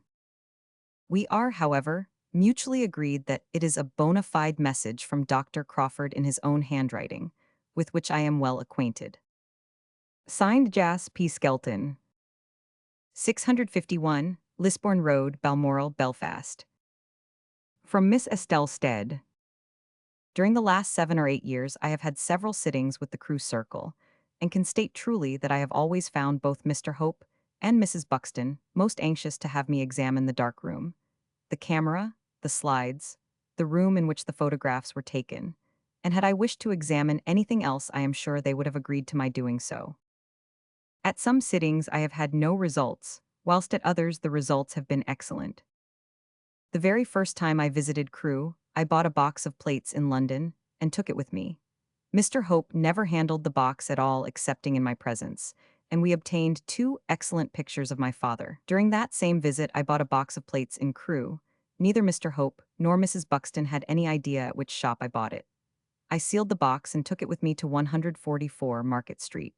I held it in my hands until we, Mr. Hope, Mrs. Buxton, Mr. Harry Walker, at whose house I was staying, and myself were seated round the table. I then placed the box on the table, where it remained visible to all, as the room was well lighted by gas, whilst we held the little service usually held by the Crewe Circle. We all then placed our hands under and over the box and held it in this way for a little while. I then placed the bottom of the box against Mrs. Buxton's forehead and then held it between my hands whilst instructions were given, through Mr. Hope, to the effect that I should go into the dark room with him, unseal the box myself, take out the bottom plate and the plate next to it. I was told to take particular note as to which was the bottom plate. I was instructed to develop the two plates in Mr. Hope's presence, but not to allow him to touch them until I had developed them. Note, the box was not unsealed until we went into the dark room, and the plates were never exposed to the light at all. Nothing appeared on the bottom plate, nor was there any sign of fogging. On the other plate were two messages, one in Archdeacon Colley's handwriting and one in Mr. William Walker's handwriting, together with a faint outline of my father's face. About 1 year after receiving the above, I went up to Crewe with Miss Scatcherd. I had previously, without saying a word to Miss Scatcherd or anyone, made an engagement with my brother Will, who passed over in 1907, to meet me there and give his picture if he could manage to do so. Miss Scatcherd thought I wanted a picture of my father or a message from him. I do not think either Mr. Hope or Mrs. Buxton knew of my brother's existence, and even if they did, they certainly had no means of getting hold of his photograph. I took my own plates from town. On the very first plate, exposed my brother's face appears between Miss Scatcherd and myself. During a visit the Crewe Circle paid to the W.T. Stead Bureau in Baker Street in 1919, at my father's request, I took my mother to have a sitting with them without advising them beforehand as to who it was I was bringing. I took my own plates, put them in the slides myself, and stood over Mr. Hope whilst he developed the plates after the sitting. On the plate exposed on my mother alone, there appears a very good picture of my father. Signed, E.W.St. Smith Square, SW1. The evidence of Mrs. Ellen Jones of Kempston. Mrs. Jones relates how on 2 occasions she obtained an excellent likeness of her deceased husband. The second photograph, referred to, shows a remarkable likeness on comparison with a normal photograph. I had a sitting at Crewe about 4 years ago and again this last March. Success attended both sittings. The March sitting took place in my own house. Mr. Hope and Mrs. Buxton stayed with us a couple of days, and we got a photo with 3 extras on one plate. We consider the last one a perfect likeness of my husband just as he was before his last illness.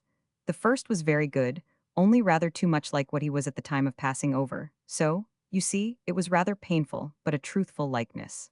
My son was with Mr. Hope the whole time he developed the plates. He knows quite a lot about photography, and we used our own plates.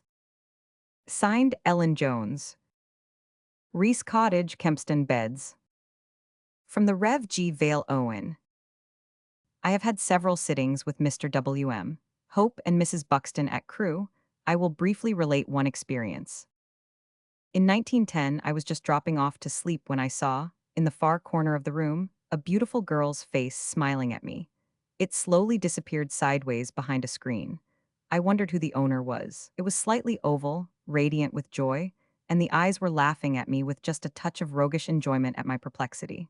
There was a certain efflorescence permeating it, a light which did not proceed from an exterior object, but which seemed to be one with the substance of which the face was composed.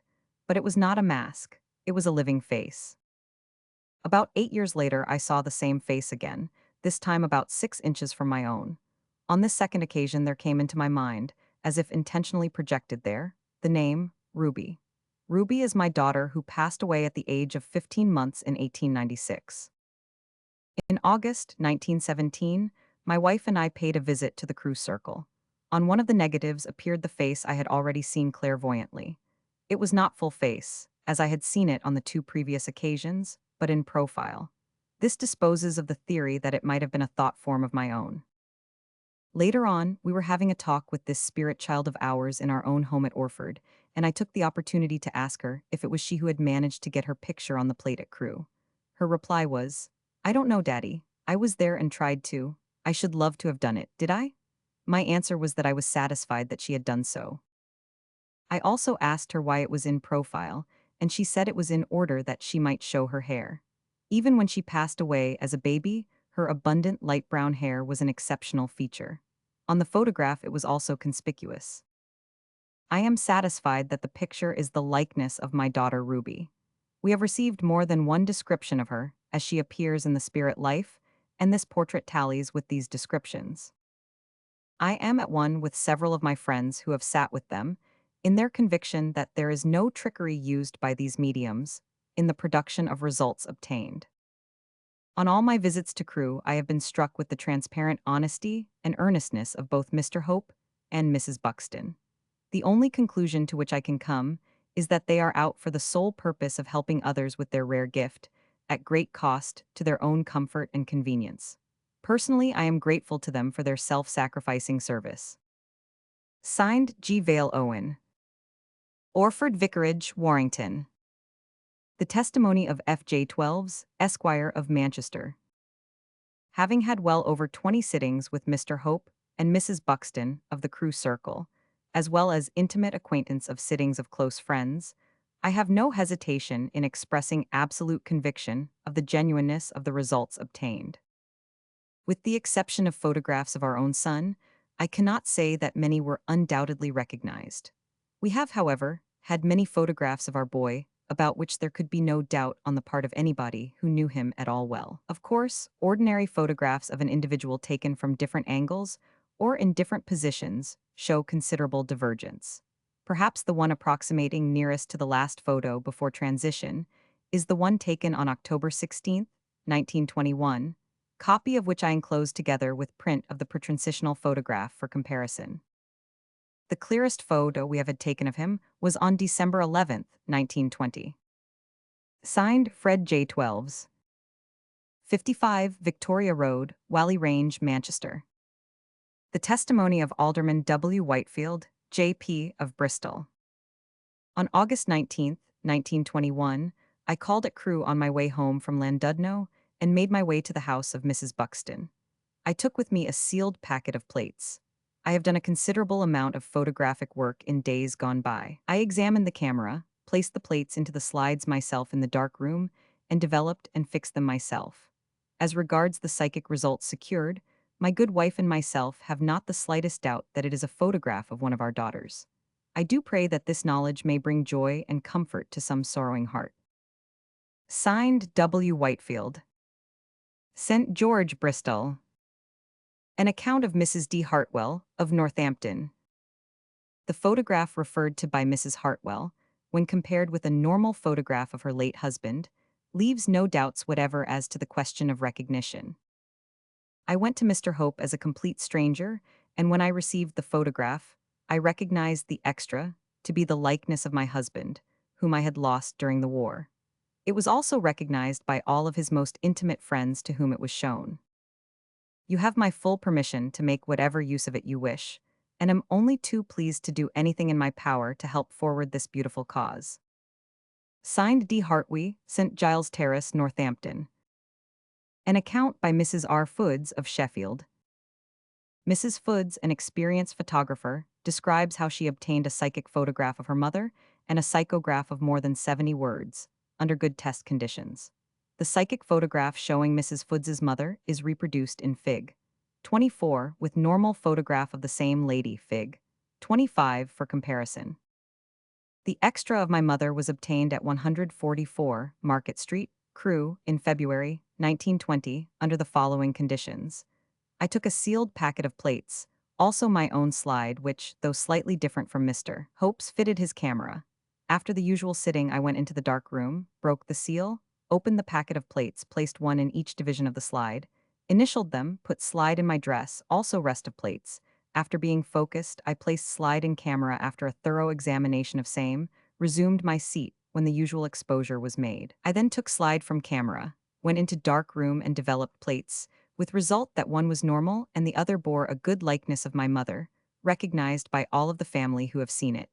Then Mr. Hope said, I would like you to choose another plate, anyone you like, from your packet, and develop that too. I chose the one next but one to the bottom of packet, and on developing that, obtained a message of upward of 70 words dealing with matters of a strictly private nature. I wish to state most emphatically that from beginning to end of the experiment, the packet of plates never left my person, and those developed were not touched in any way whatever by Mr. Hope or Mrs. Buxton until they left the fixing bath. Neither did the slide leave my possession, except when I placed it in the camera. Signed, R. Foods. 84A, Eastbank Road, Sheffield. From C. Dove, Esquire of Sutton in Ashfield. In forwarding 4 psychic photographs with normal photographs for comparison, Mr. Dove gives the attestation hereunder. I can absolutely assure you that these photographs were taken under strictest test conditions in my home, and in the presence of 7 reliable witnesses who are willing to attest to their genuineness. I myself bought the plates, etc., and was the only one who handled them until they were developed, which was keenly watched by all. Mr. Hope never actually touched the plates. They are fine photographs of Mr. W. J. Carey, Mr. Geo. Dove, of whom there is no normal photo in existence, and Mrs. Catton. I can quite well assure you that they caused quite a sensation in Sutton and Ashfield, where all of them were well known. Signed, Charles Dove. Homelia, Oak Tree Road, Sutton and Ashfield. The evidence of Mrs. A. Elizabeth Grier, of Dunfermline. The likenesses of father and husband were obtained on one photograph, the features of the latter being clearer than those of the sitter. This photograph is shewn by Fig. 26. Fig. 27 reproduced alongside gives a normal photograph of Mr. Grier for comparison. I have great pleasure in forwarding the enclosed pictures. My sitting with Mr. Hope took place in December of 1921. I brought my own plates as directed, and I wish to state that throughout the whole proceedings, Mr. Hope did not handle these plates unless to load the camera out in the studio. I took them out of the wrapper, placed them in the slide, unloaded, and developed them. The result of the sitting you have before you. I am perfectly satisfied that the extra on number 1 picture is the face of my husband, and on number 2, the extras are those of my husband and my father. You will see the undoubted resemblance to the original photograph herewith enclosed. I was a total stranger to Mr. Hope and his good friend, Mrs. Buxton, and I shall always remain indebted to them both for their courtesy during my visit to Crewe. I trust this picture may be of some use to you. Signed, A. Elizabeth Grier. 20, Woodmill Road, Dunfermline. The evidence of E. W. Lee, Esquire of Shanklin, Isle of Wight. I am enclosing 4 photographs, 1 normal and 3 psychographs. All the psychographs were taken in Crewe. Our first meeting was arranged through the post. We were quite strangers and had no mutual acquaintances likely to be in touch with each other. I live in the Isle of Wight, Mr. Hope in Crewe. The photograph obtained on the first occasion bears the strongest likeness to my dear wife. The whole operations, less the fixing of the slide in the camera and making the exposure, were undertaken by myself. Although I had not the slightest reason to suspect Mr. Hope, I treated him by my actions as a man open to swindle his patrons. I am satisfied, bearing in mind that Mr. Hope had not access to any photograph of my wife, and following upon the very short time we were together for the first time in our lives, that the result of that sitting could not be produced or attained solely by any material means known to mankind, science and legerdemain included. In June of this year, as we were motoring through the country, a friend and myself called in Crewe. No appointment had been made with Mr. Hope, but we found him at home. Our dear discarnate friends, just before leaving the island on June 4th and June 11th of this year, stated they would go with us. And my friend's wife, who had passed over in November 1921, stated to her husband that he should see her again. To fulfill this promise, we called at Crewe. The small figure at the back is my friend's wife. The other one, if you will compare it with the normal photograph, will not be difficult to identify as my dear wife. On this occasion, the features are most sharply defined. I cannot express my thanks too warmly to the Crewe Circle and my own dear discarnate friends for the trouble taken on our behalf. Signed, E. W. Lee, Esq. Fearnside, Clarence Road, Isle of Wight. The evidence of R. S. Hipwood, Esquire of Sunderland. We lost our only son in France, August 27, 1918. Being a good amateur photographer, I was curious about the photos that had been taken by the Crewe Circle. We took our own plate with us, and I put the plate in the dark slide myself and put my name on it. We exposed 2 plates in the camera and got a well-recognized photo. Even my 9-year-old grandson could tell who the extra was without anyone saying anything to him. Having a thorough knowledge of photography, I can vouch for the veracity of the photograph in every particular. I claim the print which I send you to be an ordinary photograph of myself and Mrs. Hipwood, with the extra of my son, R. W. Hipwood, 13th Welsh Regiment, killed in France in the Great Advance in August 1918. I tender to our friends at Crewe our unbounded confidence in their work. Signed, R. S. Hipwood, Cleveland Road, Sunderland. From Lewis Childs, Esquire of Sheffield. This description tells of a compact made between 2 friends that the one to pass over first should endeavor to manifest to the other. The one friend died, and a few months later Mr. Childs went to Crewe and obtained a fine photograph of his friend, independently recognized by between 200 and 300 people who knew him. Mr. Child's account is accompanied by certificate of recognition from the members of the deceased man's family, who were not spiritualists. For 5 years, I worked side by side with Mr. R. H. Turton, and on several occasions tried to interest him in psychic matters by showing him various spirit photographs, which I and various friends had secured. He generally greeted the matter contemptuously, and often used the words bunkum and rubbish. On one notable occasion, however, after a long argument, he and I made a compact that whichever of us passed away first should endeavor to give the other some evidence of continued existence beyond death. Mr. Turton passed away on March 17th of this year. 7 weeks later, I visited the Crew Circle. I made no appointment, and Mr. Hope and Mrs. Buxton could have no idea that I was coming.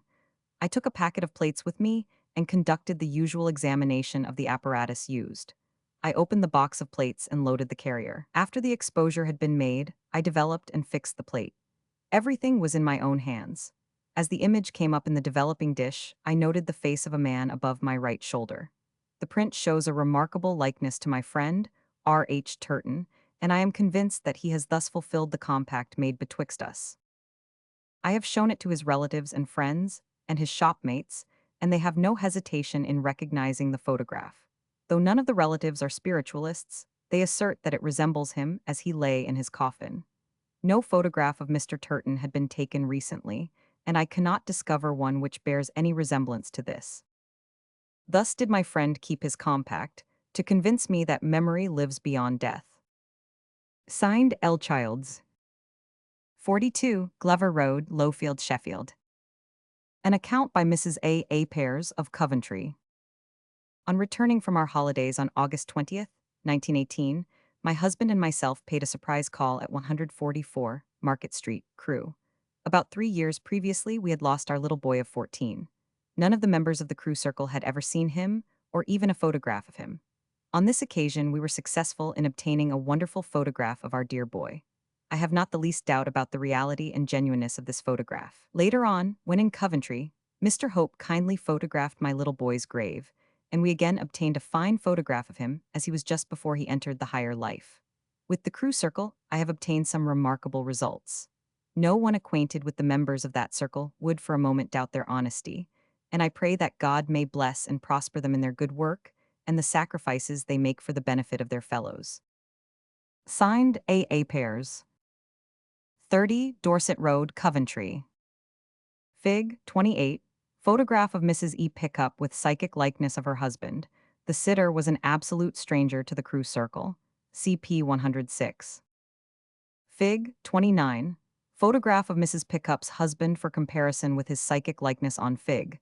28. Fig. 30. Mrs. Burgess with psychic likeness of her uncle, Mr. H. D. Barlow, obtained through the mediumship of Mrs. Dean in the home of Mr. Fred Barlow, who developed the plate alone in his dark room. An excellent likeness. A normal photograph of Mr. Barlow is shown in the inset. CP 63. Fig. 31. Since this book was written, the above important photograph shows that Mr. F. Barlow, in the presence of 3 witnesses, Messrs. Brown, Newton, and Gilby, under good test conditions, obtained through the Crewe Circle a picture of his father. Note how the psychic face has moved and compare with the Dean result, Fig. 30, and normal photograph. See inset in Fig. 30. What reply can be given to such definite statements as these here enumerated by reputable witnesses in every grade of life? Every reader with an open mind will agree that the evidence for the reality of psychic photography is overwhelming. It is only necessary to repeat that these reports form but part of a tremendous mass of accumulated evidence, which is available for any serious student to investigate. Unfortunately, in a popular volume of this description, it is possible only to reproduce just a few of the photographic results referred to. As far as possible, however, these photographic effects are being accumulated and preserved so as to form a permanent record of the truth of psychic photography. The end.